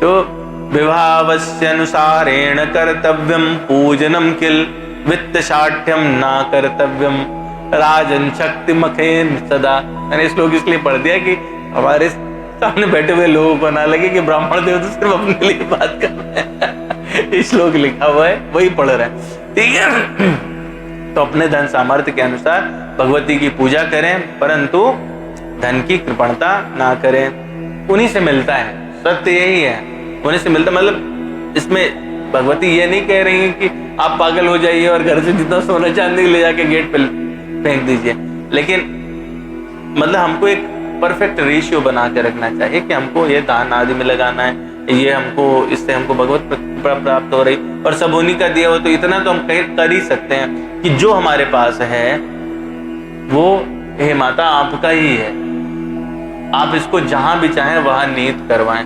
माँ आपको खुद ही आदेश देती हैं, आपको खुद ही मार्ग प्रशस्त करेंगी कि आप इसको कहाँ हैं। तो आपके लिए इन्वेस्टमेंट के नए वो खुल जाएंगे, 4-6 फ्लैट, 2-4 गाड़ियां, जहाँ पे भी आप करना चाहें इन्वेस्ट वहाँ आप कर पाएंगे। तो आगे जो है वो बहुत ही इंपॉर्टेंट चीजें बता रहे हैं यहाँ पर वेदव्यास भगवान, और ये बहुत ध्यान से सुनना है हम लोगों को। क्या कहते हैं? एक वर्षान कर्तव्या कन्या पूजा विधो नृप परम अज्ञातु भोगानाम गंधादीनाम च बालिका। हे राजन, पूजा विधि में 1 वर्ष की अवस्था वाली कन्या नहीं लेनी चाहिए, क्योंकि वह कन्या गंध और भोग आदि पदार्थ के स्वाद से बिल्कुल अनभिज्ञ रहती है। कुमारिका तु सा प्रोक्ता द्विवर्षा या भवदीह त्रिमूर्तिश्च त्रिवशा च कल्याणी चतुर्शब्दिका। अब वो बता रहे हैं कि 3 वर्ष की कन्या जो है त्रिमूर्ति, 4 वर्ष की कल्याणी और 5 वर्ष की रोहिणी पंचवर्षा, खड्वर्षा कालिका स्मृता, चंडिका सप्तवर्षा, स्यादष्टवर्षा च शांभवी। तो ये माँ भगवती के अलग अलग रूप उनके वर्षों के अनुसार हैं। तो 6 वर्ष की कालिका, 7 वर्ष की चंडिका, 5 वर्ष की रोहिणी, 8 वर्ष की शांभवी और 9 वर्ष की जो है वो दुर्गा, और 10 वर्ष की कन्या सुभद्रा कहलाती है। 10 वर्ष के पश्चात की कन्या को आप कौमारी में ना लें, 1 वर्ष से कम की कन्या को आप कौमारी में ना लें। तो इस प्रकार से उन्होंने बताया है कि आपको किस तरह से करना चाहिए। इससे ऊपर अवस्था वाली कन्या का पूजन नहीं करना चाहिए। एभिच नामाभि पूजा कर्तव्या विधि संयुता तासाम फलानि भक्ष्यामि नवानाम पूजने सदा। और अब मैं कुछ बताऊंगा कि इन 9 कन्याओं के पूजन से प्राप्त होने वाले फल क्या क्या होते हैं। तो जो कुमारी नाम की कन्या थी, यानी 2 वर्ष वाली, वो उससे दुख और दरिद्रता का नाश हो जाता है उनकी पूजा करने से। कुमारी पूजिता कुर्या दुख दारिद्र्य नाशनम शत्रु क्षयम धनायुष्यम बल वृद्धिम करोति वे। तो शत्रु का नुकसान, आपका धन और बल बढ़ाने का कार्य कौमारी यानी 2 वर्ष की कन्या के पूजन से होता है। त्रिमूर्ति नाम की कन्या यानी 3 वर्ष की कन्या का पूजन करने से धर्म, अर्थ और काम यानी 3 चीजों की पूर्ति हो जाती है। धन्य धान्य का आगम होता है, पुत्र पौत्र आदि की वृद्धि होती है। और विद्यार्थी, विजयार्थी, चार राज्यार्थी, यश पार्थिव सुखार्थी पूज्य नित्यम कल्याणीम सर्व कामदम। जो राजा, विद्या, विजय, राज्य इन सब की कामना करता हो, वो 4 वर्ष वाली जो कल्याणी कन्या है उनका नित्य पूजन करे। और शत्रुओं का नाश करना चाहते हैं यदि आप, तो भक्ति पूर्वक कालिका कन्या का जो 6 वर्षीय हैं उनका पूजन करें। ऐश्वर्य अभिलाषा चाहिए तो चंडिका का पूजन करें, 7 वर्ष की चंडिका कहलाते हैं। हे राजन, सम्मोहन, दुख, दारिद्र्य के नाश तथा संग्राम में विजय के लिए शांभवी यानी 8 वर्ष की कन्या का पूजन नित्य करना चाहिए। मतलब आपको अगर एक मनोरथ है तो आप उतने वर्ष की कन्या का चयन करके और उनको फिर संकल्प अनुसार प्रतिदिन 1 या वही 1, 2, 3, 4 के क्रम में जैसा आपको शक्ति हो यथाशक्ति वो करना चाहिए। क्रूर शत्रु विनाशार्थम तथोग्र कर्म नासाधने दुर्गाम च पूजेत भक्त्या परलोक सुखाय च। क्रूर शत्रु के विनाश एवं उग्र कर्म की साधना के निमित्त और परलोक में सुख पाने के लिए दुर्गा नाम की कन्या की भक्ति पूर्वक आराधना करनी चाहिए। तो दुर्गा मतलब 9 वर्ष की कौमारी है ना। और मनुष्य अपने मनोरथ की सिद्धि के लिए सुभद्रा यानी 10 वर्ष की, और रोगनाश के लिए रोहिणी यानी 5 वर्ष की कन्या का निमित्त विधिवत आराधना करे। तो ये वो हो गई कि कौन सी कन्या किस मनोरथ को देती हैं, और हमें 2 वर्ष से लेकर के और 10 वर्ष तक की कन्या ही इसमें पूजन करना चाहिए। मैं बहुत जो निगेटिव वाले पोर्शन है वहां नहीं जा रहा हूँ, पर थोड़ा सा यहाँ पर हल्का सा संक्षेप में आपको इंगित कर देता हूँ। जिनमें किसी प्रकार का शारीरिक विकार हो, ऐसी कन्या को पूजन में नहीं लेना चाहिए। अर्थात जिनमें दृष्टि नहीं है, श्रवण शक्ति में समस्या है, या जिनको किसी प्रकार से विकलांगता है, तो उनको इस पूजन में नहीं लेना चाहिए, वो खंडित मानी जाती हैं। ठीक है, समस्त कार्यों के, इसमें मेरा कोई जाति विशेष नहीं है, जो लिखा है मैं उतना ही बता रहा हूँ आपको। ब्रह्मणि सर्वकारेषु यथा अर्थे नृपवंशजा लाभार्थे वैश्यवंशोत्तता मता व शूद्रवंशजा। समस्त कार्यों की सिद्धि के लिए ब्राह्मण की कन्या, विजय प्राप्ति के लिए राजवंश में उत्पन्न कन्या तथा धन लाभ के लिए वैश्यवंश की अथवा शूद्रवंश में उत्पन्न कन्या पूजन के योग्य मानी जाती है। तो किसी का कोई निषेध नहीं है, मतलब ऐसा नहीं कि आप शूद्र की कन्या नहीं पूजन कर सकते या वैश्य के नहीं कर सकते, पर उनके प्रभाव अलग अलग रहते हैं। ठीक है, तो आपको जो है वो, अगर आपका मनोरथ उस तरह का है तो आपको सारी व्यवस्था भी उस तरह की करनी पड़ेगी। ठीक है, अब इसमें है उन्होंने वर्ण के हिसाब से भी बताया है कि ब्राह्मण वर्ण में जो उत्पन्न लोग हैं उन्हें ब्राह्मणों की कन्या की पूजन करनी चाहिए। क्षत्रिय भी ब्राह्मण वर्ण में उत्पन्न कन्या की पूजन कर सकते हैं, और वैश्य तीनों वर्णों की उत्पन्न कन्याओं की पूजन कर सकते हैं। और यदि कोई शूद्र भी करना चाहे तो स्थिति में यह निषेध नहीं किया गया किसी भी व्यक्ति के लिए। प्रत्येक व्यक्ति, वर्णाश्रम का कोई भी व्यक्ति है, वो माँ दुर्गा की उपासना कर सकता है, क्योंकि हम सभी को अधिकार है कि हम भौतिक संसार में अपने सारे मनोरथ पूर्ण करें और भगवान की भक्ति में लगे। ये सबका अधिकार है, तो इसीलिए इसमें कोई भी निषेध नहीं है, कोई भी व्यक्ति पूजन कर सकता है। बस उसको थोड़े से कुछ नियम आदि फॉलो करने होते हैं और वो यथा योग्य पूजन कर सकता है। तो इस तरह से नवरात्र में विधि से भक्ति पूर्वक निरंतर पूजा की जानी चाहिए। और यदि कोई व्यक्ति नवरात्र पर्यंत प्रतिदिन पूजा करने में असमर्थ है तो उसे अष्टमी तिथि को विशेष रूप से अवश्य पूजन करना चाहिए, यानी कल।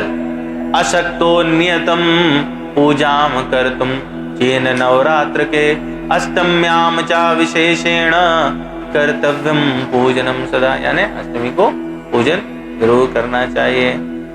ठीक है, तो इस प्रकार से बताते हैं व्यास जी जन्मेजय जी को कि पृथ्वी लोक में जितने भी प्रकार के व्रत एवं दान हैं, उनमें किसी की भी इस नवरात्र व्रत के समान तुलना नहीं की जा सकती, यदि आपको कामना सिद्धि चाहिए तो। ठीक है, क्योंकि यह व्रत सदा धन धान्य प्रदान करने वाला, सुख तथा संतान की वृद्धि करने वाला, आयु आरोग्य प्रदान करने वाला और फिर फाइनली स्वर्ग तथा मोक्ष देने वाला है। तो यह सब कुछ दे सकता है आपको यदि आप नवरात्र का व्रत करते हैं। अतएव विद्या, धन अथवा पुत्र, इनमें से मनुष्य किसी की भी कामना करता हो तो उसे इस कल्याणकारी व्रत का विधि पूर्वक अनुष्ठान करना चाहिए। पूर्व जन्म में जिन लोगों द्वारा यह उत्तम व्रत नहीं किया गया, वही जन्म में रोगग्रस्त, दरिद्र तथा संतान रहित होते हैं। तो अगर अगले जन्म में हम चाहते हैं कि हमको ये कष्ट आदि ना घेरे, तो हमको इस जन्म में ये व्रत करना चाहिए। जो स्त्री वंध्या, विधवा अथवा धनहीन है, उसके विषय में अनुमान कर लेना चाहिए कि उसने अवश्य ही पूर्व जन्म में यह व्रत नहीं किया था। ठीक है, तो ये जो है ये सारी व्रत की महिमा है। अब इससे हमें क्या फल प्राप्त हुई है हम लोगों ने डिस्कस किया। इसकी महिमा कितनी ज्यादा है, इसमें कुछ प्रकरण हम लोग छोटे छोटे डिस्कस करेंगे और उसके बाद में इसको विराम देते हैं। तो इसमें जो है इसकी महिमा इतनी है कि भगवान कोई भी अवतार लेते हैं तो उसमें यह व्रत होता है। जैसे हमने कहा कि भगवान कृष्ण ने वो लोग वृंदावन में सबसे पहले माँ दुर्गा की उपासना की, उनका प्राकट्य कराया। फिर भगवान राम ने जब अवतार लिया और वो दुखी हुए, तो उस समय उन्होंने, जब सीता जी का हरण हो चुका था और लंकापति रावण से युद्ध प्रारंभ था, तो उस समय भी भगवान राम ने माँ चंडी का, माँ दुर्गा का नवरात्र का व्रत किया था। और उसी समय, ठीक उसी समय रावण ने भी नवरात्र का व्रत किया था। ठीक है, रावण भी उपासक थे, इतना बड़ा पंडित था। तो इसमें तो मैंने, जब हम लोग रक्षाबंधन की बात कर रहे थे, तो मैंने आपसे कहा था कि भद्रा लगी थी तब उन्होंने शूर्पणखा से राखी बंधवाई थी, और चूंकि उन्होंने सारे ग्रह दबा रखे थे तो उन्हें ऐसा लगा कि भद्रा हमारा क्या नुकसान कर सकती है। तो उस रक्षा बंधन यानी रक्षा सूत्र के बंधवाने का दुष्प्रभाव उनको हुआ कि कुल सहित विनाश हो गया था। दूसरा, जो नवरात्र का व्रत किया रावण ने, तो वहां पर हनुमान जी चतुराई से ब्राह्मण रूप में चले गए थे, और ब्राह्मण रूप में जाने के बाद इधर जो है वो भगवान राम का नवरात्र व्रत चल रहा था, उधर रावण के यहाँ तो श्रेष्ठ ब्राह्मण सारे लगे हुए थे, और हनुमान जी तो परम सेवक हैं, तो वो दौड़ के फटाफट सबकी सेवा में लगे रहे। तो इस तरह से जब दिन, एक दिन, 2 दिन बीतने लगा, तो ब्राह्मणों ने कहा कि हम आपसे प्रसन्न हैं और आप बताइए कि निस्वार्थ जो सेवा कर रहे हैं, कोई वर मांगिए। हनुमान जी ने कहा कि यदि आप हमसे प्रसन्न हैं तो जिस मंत्र से यज्ञ कर रहे हैं उसका एक अक्षर मेरे कहने से बदल दीजिए। और ब्राह्मण उस रहस्य को नहीं समझ पाए कि ये क्यों कह रहे हैं। तो मंत्र जो वहां पे उच्चारण हो रहा था उसमें जया देवी भूतिर हरिणी मंत्र था। तो उन्होंने क्या किया कि आप ना हा को का से बदल दीजिए, तो जया देवी भूतिर करणी ऐसा उच्चारण करिए। और ब्राह्मणों ने ऐसा किया। भूतिर हरणी का मतलब है किसी भी प्रकार की जो पीड़ा है, दुख है, दारिद्र्य है, उसको हरण करने वाली। भूतिर करणी का अर्थ है कि उसको उनके ऊपर देने वाली। और वो 9 दिन इसी मंत्र से उच्चारण हुआ और अंत में हमको पता है। इस तरफ भगवान राम जो नवरात्र का व्रत कर रहे थे, तो उसमें 108 नील कमल की व्यवस्था की गई थी चंडी पूजन के लिए। रावण ने क्या किया कि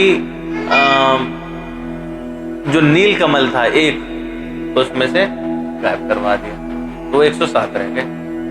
अब जब फाइनल अनुष्ठान की बात हुई तो उसमें जब काउंट हुआ तो 107 थे।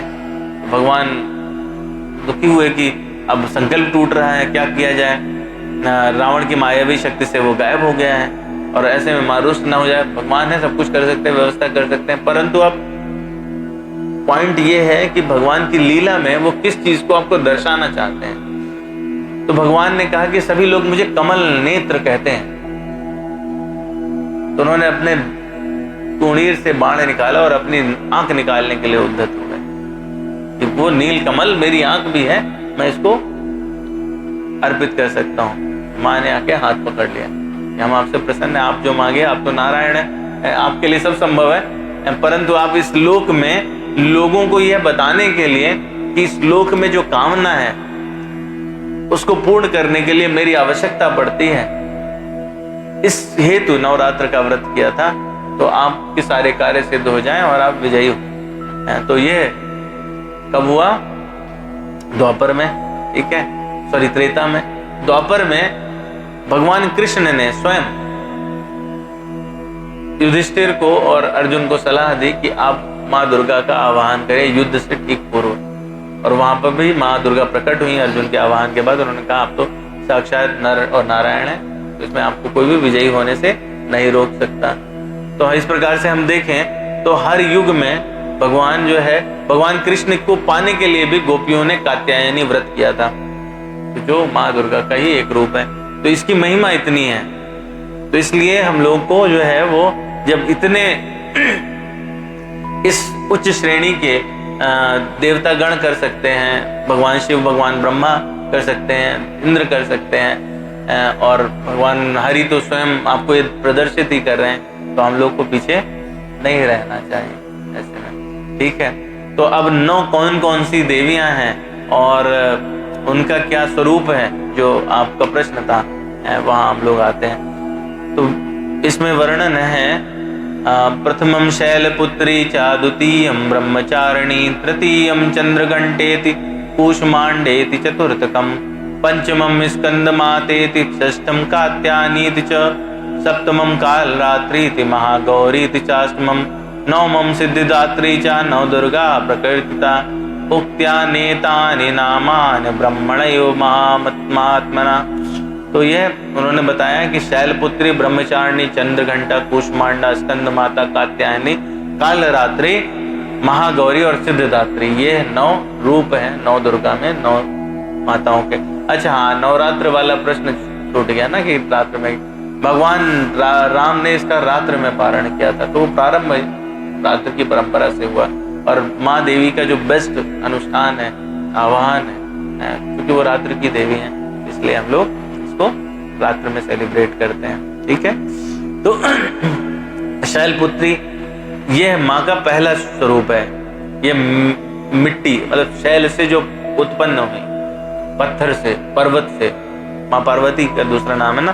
तो इनके पूजन का अर्थ होता है प्रत्येक जड़ पर पदार्थ में परमात्मा को अनुभव करना, परमात्मा की शक्ति को मानना, प्रत्येक जड़ पदार्थ में। ब्रह्मचारिणी का मतलब है कि जो जड़ में ज्ञान का स्फुरण होना, चेतना का संचार, माँ के दूसरे रूप का प्रादुर्भाव है। और चंद्रघंटा ये तीसरा रूप है, जिसमें जीव में वाणी प्रकट होती है। कूष्मांडा यानी अंडे को धारण करने वाले, स्त्री पुरुष में गर्भाधारण, कूष्मांडा उनके अपने उदर में ब्रह्मांड को धारण करती हैं। तो इसमें इनको बीज रूप में देखा जा सकता है, प्राणी मात्र में देखा जा सकता है। स्कंद माता में अगर आप उनका चित्र देखेंगे तो स्कंद जी उनकी गोद में बैठे है ना। तो वो क्या है, पुत्रवान माता पिता को स्कंद माता के रूप में देख सकते हैं। कात्यायनी वो माँ दुर्गा की कन्या माता पिता हैं, जो इनका छठा स्वरूप है। कालरात्रि माँ दुर्गा का 7वां रूप है, जिसमें जड़ चेतन सब मृत्यु को प्राप्त हो जाते हैं। और माँ दुर्गा के दर्शन से सबको, सब प्राणियों को माँ का अनुभव होता है कि वो कण कण में विद्यमान है। महागौरी वो गौण वर्ण की हैं और भगवान शिव की अर्धांगिनी है, तो हम लोग इसलिए उनको महागौरी कहते हैं। और जो सारी सिद्धियों को दे सकती हैं वो सिद्धिदात्री हैं।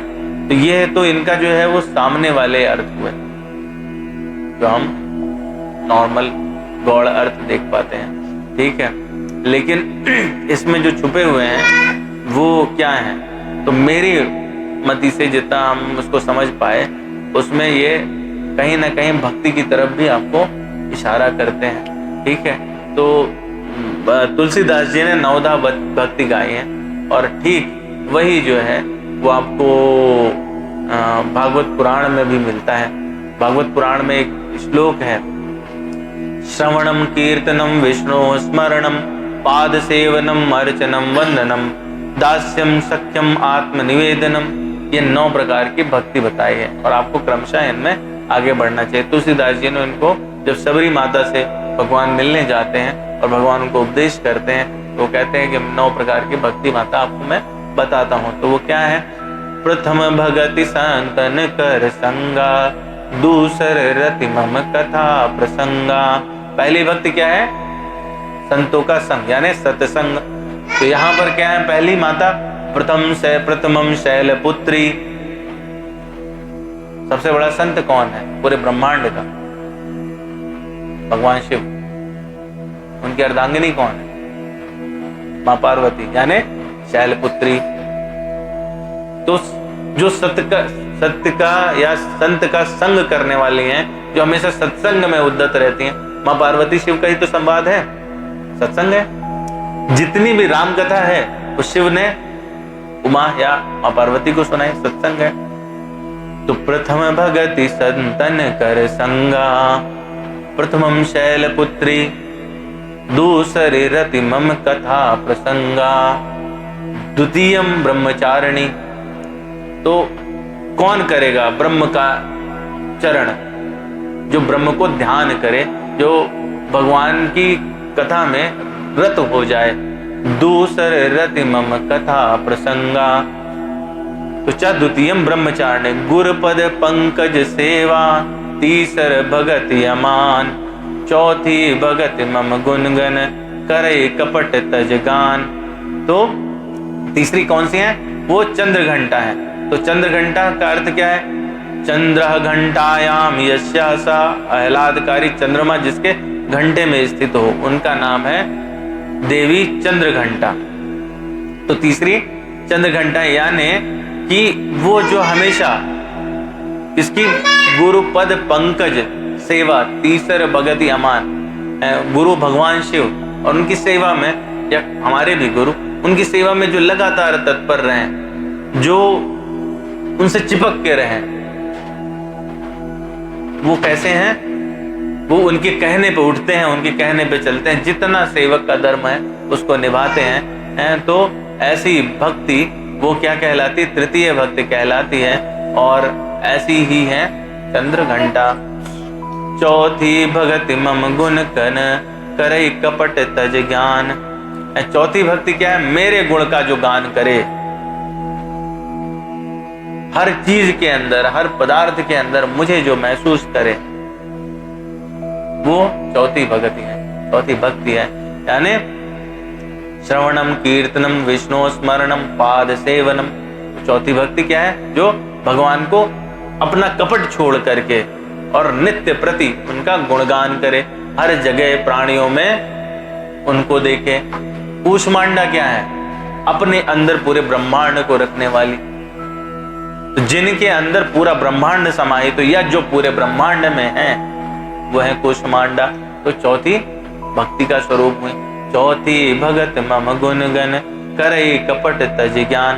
तो तृतीयम चंद्र घंटेति कूष्मांडेति चतुर्थकम, मंत्र जाप मम दृढ़ विश्वासा, पंचम भजन सुभेद प्रकाशा। जिसको मेरा भगवान नाम के जप में दृढ़ विश्वास हो और उससे फिर वेद का प्रकाश हो जाए, ज्ञान का प्रादुर्भाव हो जाए, उसको पता चले कि असली क्या है। तो पंचमम स्कंद मातेति, षष्ठम कात्यायनीति च। स्कंद माता पांचवी है। स्कंद जी कौन है? स्कंद जी है पुरुषार्थ का स्वरूप। वो पुरुषार्थ जिससे किसी भी दैत्यवाद, व्याधि इत्यादि का वध किया जा सके। इसीलिए कार्तिकेय का जन्म हुआ था। दूसरे कौन है? उनके भाई विवेक, यानी भगवान गणेश, वो विवेक का प्रतीक। तो पुरुषार्थ और विवेक जब मिल जाते हैं तो धर्म की स्थापना हो जाती है ना।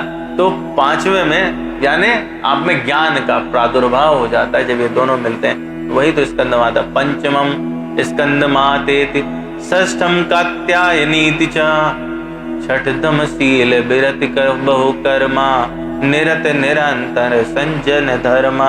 और छठवां क्या है? कि आप में विनम्रता का प्रादुर्भाव हो जाए, आपके अंदर शील उत्पन्न हो जाए, आप नित्य जो है वो भगवान के नाम से द्रवित होते रहें। ऐसी ही तो है कात्यायनी। कात्यायनी जो है वो उनका प्रमुख रोल ही माना जाता है गोपियों को भगवान कृष्ण को प्रदान करने में। गोपियों ने प्रार्थना की कि ये हमारे पति के रूप में रहें, और वो जो भक्ति है वो कात्यायनी देती है उनको। सातव मम्मोय मैं जग देखा, मोते संते अधिक कर लेखा। सप्तम काल रात्रि थी, जिसमें भगवान जो है हर किसी में भगवान दिखाई देता है, और जो संत लोग हैं, भगवान के भक्त हैं, उसमें वो भगवान से अधिक प्रतीत होते हैं। तो काल रात्रि जो है वो भक्तों की रक्षा करने के लिए है। तो सप्तमम काल रात्रि थी, महागौरी थी चाष्टमम। और जो संतों को भगवान से अधिक समझते हैं ऐसे लोग देवतुल्य कहलाते हैं। आठव जथा लाभ संतोषा, सपने हो नहीं देखें पर दोषा। जो लोग थोड़े से भी संतुष्ट हो जाते हैं, दूसरे के दोष का दर्शन नहीं करते, दूसरे में बुराइयां नहीं ढूंढते, और हमेशा मेरे उसमें भाव में नित रहते हैं, ऐसी भक्ति कहलाती है आठवीं। और तो आठवीं क्या है? वो जो जिन्होंने तपस्या द्वारा गौरवर्ण प्राप्त किया है, महागौरी। तो आप तपस्या यही तो है कि झूठ, दंभ इत्यादि का परित्याग कर दे और आप भगवान में नित्य लगे रहें।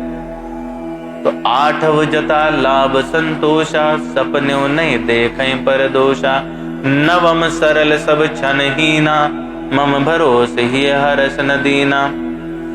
तो 9 सिद्धिदात्री, 4 9 दुर्गा प्रकीर्तिता हैं। तो जब आपके अंदर से छल चला जाए, विकार चले जाएं, आप इतने सरल हो जाएं और मुझ पर पूर्ण भरोसा हो जाए, आपके हृदय में मैं स्थापित हो जाऊं, तो यही तो 9 दुर्गा सिद्धिदात्री हैं। यानी आपको जो सिद्धि है, परम सिद्धि क्या है? भगवान की भक्ति की प्राप्ति, वही 9वीं भक्ति है और वही ये 9 दुर्गा का रूप है। 9 एकौ जिनके होई, नारी पुरुष सचराचर सोई। और जो इनमें से 9 में से एक भी होता है किसी के पास, तो वो अपने आप में महान भक्त कहलाता है।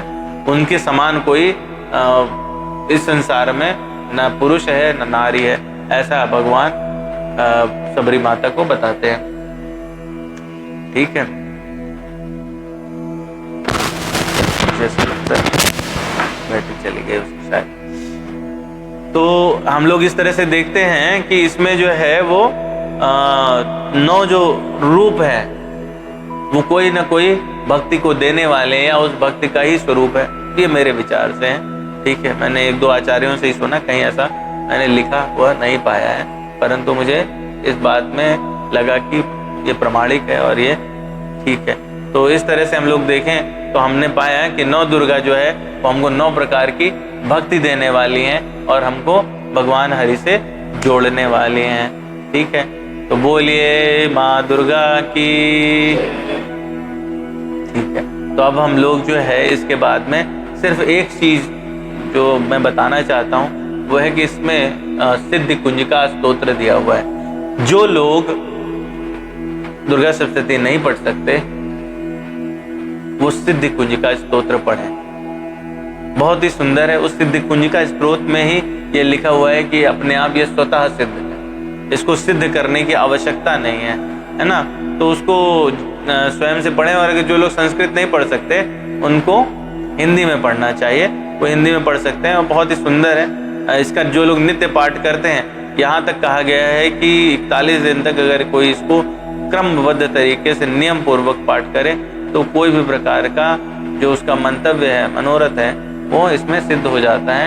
ये ऑलरेडी सिद्ध है। ठीक है, इसमें किसी भी हिस्से को जैसे 6 अंग बताए गए हैं दुर्गा सप्तशती के, वो पढ़ने होते हैं, 13 अध्याय पूरे करने होते हैं, तब ये पूर्ण माना जाता है पाठ, और बहुत सारे न्यास वगैरह करने होते हैं। परंतु आप यदि ना भी करें और सिर्फ कुंजिका स्तोत्र पढ़ लें तो आपका वो संपूर्ण पाठ के बराबर माना जाता है। ठीक है, तो हम लोग क्या है कि आप लोग चाहें तो दुर्गा सप्तशती है तो आप कर सकते हैं, आपके पास नहीं है कोई बात नहीं, तो मैं पढ़ लेता हूँ, आप लोग सुन लीजिए। और इसको जिनके पास है वो लोग कर सकते हैं, मोबाइल में डाउनलोड कर सकते हैं, 1 मिनट में आ जाएगा। ठीक है, मोबाइल का प्रयोग ना इसके लिए करना चाहिए। आप लिखेंगे कुंजिका स्तोत्र, वो तुरंत आपको अभी तुरंत दिखा देगा।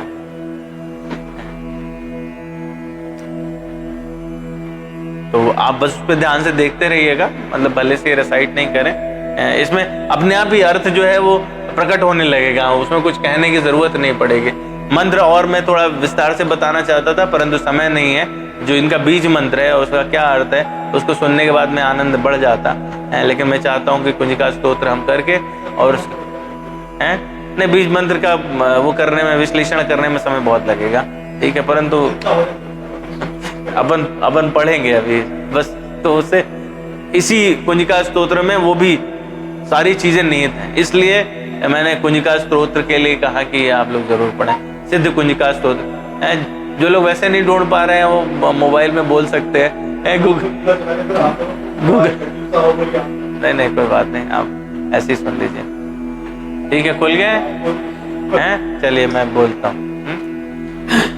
शिववाच शृणुदेवि प्रवक्ष्यामि कुंजिका स्तोत्रम् उत्तमम् येन मंत्र प्रभावेण चंडी जापा शुभो भवेत्। ना कवचम नार्गला स्तोत्रम कीलकम ना रहस्यकम न सूक्तम ना विधानम चनन्यासो न च वार्चनम कुंजिका पाठ मात्रेण दुर्गा पाठ फलम लभेत।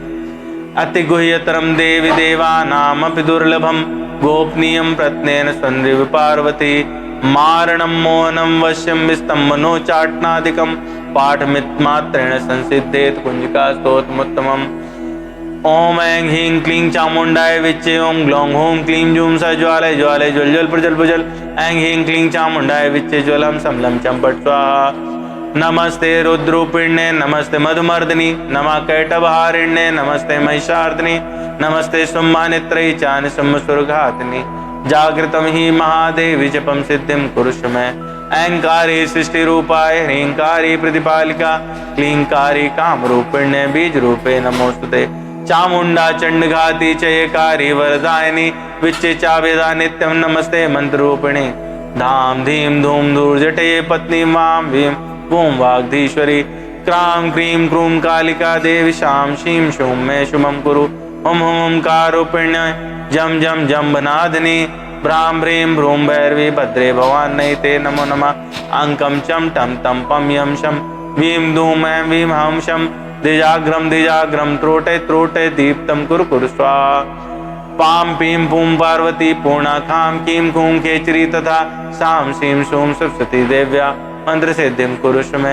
इदं तु कुंजिका स्तोत्रम मंत्र जागृति हेत्वे अभक्ते नैव दात्यं गोपितं रक्ष पार्वती।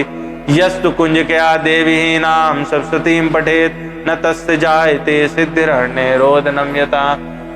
पूरी बात कह दी इसमें कि आपको किसी भी हिस्से को न शापोद्धार करने की जरूरत है न अर्गला कीलक कवच पढ़ने की जरूरत है, मतलब जरूरत है परंतु आप नहीं पढ़ पा रहे हैं तो ये अपने आप में सिद्ध है। भगवान ने इसको खोल रखा, भगवान शिव ने, ये भगवान शिव कह रहे हैं, उन्होंने इसको शाप से मुक्त कर रखा है, ये ऑलरेडी सिद्ध है। इसको बस खाली आपको रीडिंग करनी है और संस्कृत इसकी इजी है मेरे ख्याल में, आप पढ़ सकते हैं आराम से। नहीं पढ़ सकते तो हिंदी वाला तो बहुत आराम से पढ़ सकते हैं। इसके अलावा जो है वो दुर्गा जी के 32 नाम हैं, ठीक है, वो 30 सेकंड लेता है हार्डली, ठीक है, अगर आप उसको रोज रिसाइट करना चाहें तो।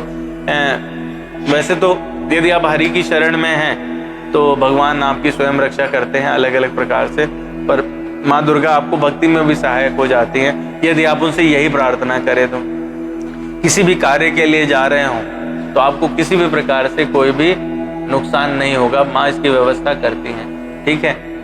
उसका अर्थ ये नहीं है कि हम इंटरव्यू देने जा रहे हैं, हमने मंत्र पढ़ लिया तो मतलब मेरा ही सिलेक्शन होगा बाकी का नहीं होगा। उसका अर्थ ये है कि आपके लिए जो उचित है वो आपको मिलेगा, ठीक है। तो वो हमको अगर 32 नाम कर सकते हैं तो वो करना चाहिए और हम लोग इसके बाद में आरती की तरफ जाएंगे क्षमा प्रार्थना करके। तो 32 नाम और अपराध क्षमा, दो चीजें करके हम लोग आरती करेंगे। दुर्गा दुर्गा तिरशमनी दुर्गा पद्मनिवारिणी दुर्गम मच्छेदिनी दुर्ग साधिनी दुर्ग नाशनी दुर्गतोद्धारिणी दुर्ग निहंत्री दुर्गमा पहा दुर्गम अज्ञानदा दुर्ग दैत्य लोक दमाला दुर्गमा लोका दुर्गमा स्वरूपिणी दुर्गमा पदा दुर्गम विद्या दुर्गमास्ता दुर्गम ज्ञान संस्थाना दुर्गम ध्यान भासनी दुर्गमोहा दुर्गमगा दुर्गमा स्वरूपिणी दुर्गमासुर संहंत्री दुर्गमा उद्धारिणी दुर्गमांगी दुर्गमता दुर्गम्या दुर्गमेश्वरी दुर्ग भीमा दुर्गमामा दुर्गादारिणी नामावलिवाम यस दुर्गायाम मानवा पठे सर्वयान मुक्तो भविष्यति न संशय। किसी प्रकार का आपको किसी चीज से कोई भी भय नहीं रह जाता यदि आप ये 32 नाम का जप करते हैं। मतलब इसमें तो आगे लिखा गया है बहुत कुछ, कल मेरे पिताजी भी इसके बारे में मुझसे पूछ रहे थे। इसको जो है अगर आप माला पे करते हैं तो एक पुष्करण पूरा करने के बाद में आप जो सिद्धि चाहें वो आपको प्राप्त हो सकती है। सिद्धिदात्री हैं माँ दुर्गा, तो इसलिए इस बात में संदेह नहीं करना चाहिए। लोग अधिकतर क्या रहता है कि वही है ना, उसको उस ढंग से करते नहीं है। मनोरथ आपका जरूर रहता है पर कर्म उससे पीछे रहता है। कोई भी मनोरथ आपका तभी पूर्ण हो सकता है जब आप उसमें मनसा वाचा कर्मणा नियुक्त हो जाए। मन से भी वही करें, कर्म से भी वही करें और अपनी वाणी से भी वही करें तो जरूर। तो हम लोग क्षमा प्रार्थना करते हैं, सब लोग माता के लिए हाथ जोड़ेंगे और इसके बाद में फिर हम लोग आरती करेंगे। अपराध सहस्त्राणि क्रियन्ते अहर्निशं मया दासोऽयमिति मां मत्वा क्षमस्व परमेश्वरी आवाहनं न जानामि न जानामि विसर्जनं पूजां चैव न जानामि क्षम्यतां परमेश्वरि। मंत्रहीनं क्रियाहीनं भक्तिहीनं सुरेश्वरि। यति पूजितं मया देवी परिपूर्ण तदस्तु मे। अपराधशतं कृत्वा जगदम्बेति चोच्चरेत् या गतिं संवाप्नोति न तां ब्रह्मादयः सुराः। सापराधो अस्मि शरणं प्रापस्त्वां जगदम्बिके इदानीमम् अनुकम्पयोऽहं। यथेच्छसि तथा कुरु अज्ञानदुष्स्मृतिर्भ्रान्त्या यन्नूनमधिकं कृतं। यत्सर्वं क्षम्यतां देवि प्रसीद परमेश्वरि। कामेश्वरि जगन्माता सच्चिदानंद विग्रहे गृहाणाचर्माम्यां प्रीत्या प्रसीद परमेश्वरि। गुह्यात् गुह्य गोप्त्री त्वं गृह्णास्मत्कृतं जपं सिद्धिर्भवतु मे देवी तत्प्रसादात् सुरेश्वरी। बोलिए माँ दुर्गा की जय। तो जय अम्बे गौरी मैया जय माँ गौरी। तुमको निश दिन ध्यावत हरि ब्रह्मा शिवरी। जय अम्बे गौरी मैया जय श्यामा गौरी। मांग सिंदूर विराजत टीको मृग मद को। मैया टीको मृग मद को। उज्ज्वल से दो नैना चंद्र वदननी को।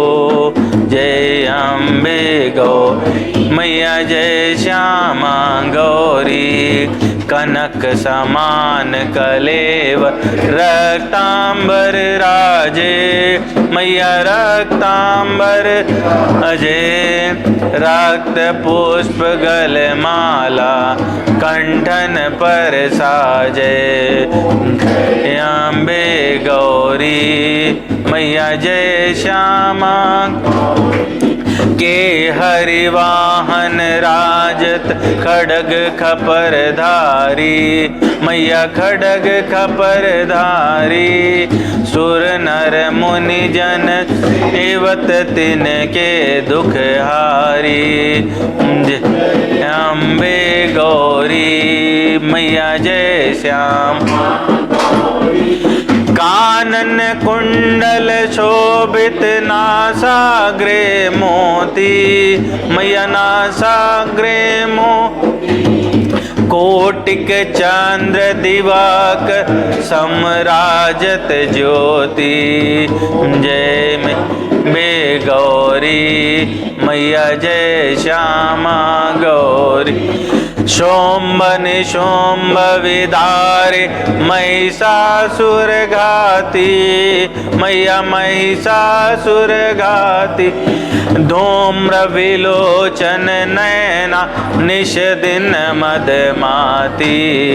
जय अम्बे गौरी मैया जय श्यामा। चंड मुंड संघारे शोणित बीज हरे। मैया शोणित बीज हरे। मधु कैटभ दो मारे सुर भयहीन करे।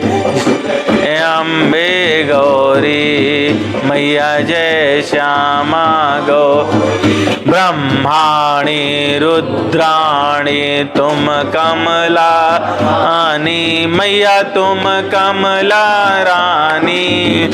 आगम निगम बखान तुम शिव पट रानी।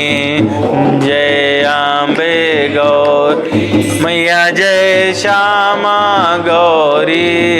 64 योग निगाह नृत्य करत भैरू। मैं नृत्य करत भैरू। बाजत ताल मृदंगा औ बाजत डमरू। जय अम्बे गौरी मैया जय अम्बे गौरी। तुम ही जग की माता तुम ही हो भरता, मैया तुम ही हो भरता, भक्तन की दुख हरता, सुख संपत्ति करता। गौरी मैया जय श्यामा गौरी, भुजाचार्य अति शोभित, वर मुद्राधारी, मैया वर मुद्राधारी। मन वांछित फल पाव, सेवत नर नारी। जय अम्बे गौरी मैया जय अम्मा गौरी। कांचन थाल विराज, अगर कपूर बाती, मैया अगर कपूर बाती। श्रीमाल के तुम राजत, कोटि रतन ज्योति। जय अम्बे गौरी मैया जय श्यामा गौरी। श्री अम्बे जी की आरती जो कोई नर गावे, मैया जो कोई नर गावे। कहत शिवानंद स्वामी, सुख सुख संपत्ति पावे। जय अम्बे गौरी मैया जय श्यामा गौरी। दक्ष अपने दाहिने घूम जाइए। ठीक है, भगवान को आरती दिखाइए, आरती शांत करिए, जल्द से उसको रख के आचमन करा दीजिए और फिर सबको दर्शन करा दीजिए। यस,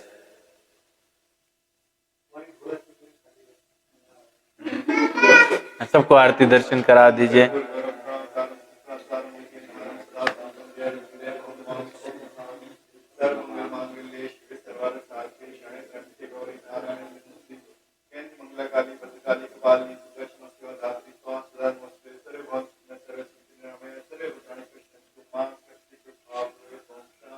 शांति शांति। बोलिए भगत वत्सल भगवान की, बोलिए श्री गौरी माता की, बोलिए गिरजापति महादेव की, वृंदावन बिहारी लाल की, श्री सीताराम भगवान की, पवन सुत हनुमान की जय। तीर्थराज प्रयाग की, काशी नगरी की, सरयू माता की, अयोध्या नगरी की, गंगा मैया की, यमुना मैया की, समस्त आचार्यों की, समस्त भक्तों की, यहाँ पर उपस्थित सभी भक्तों की। हर हर महादेव।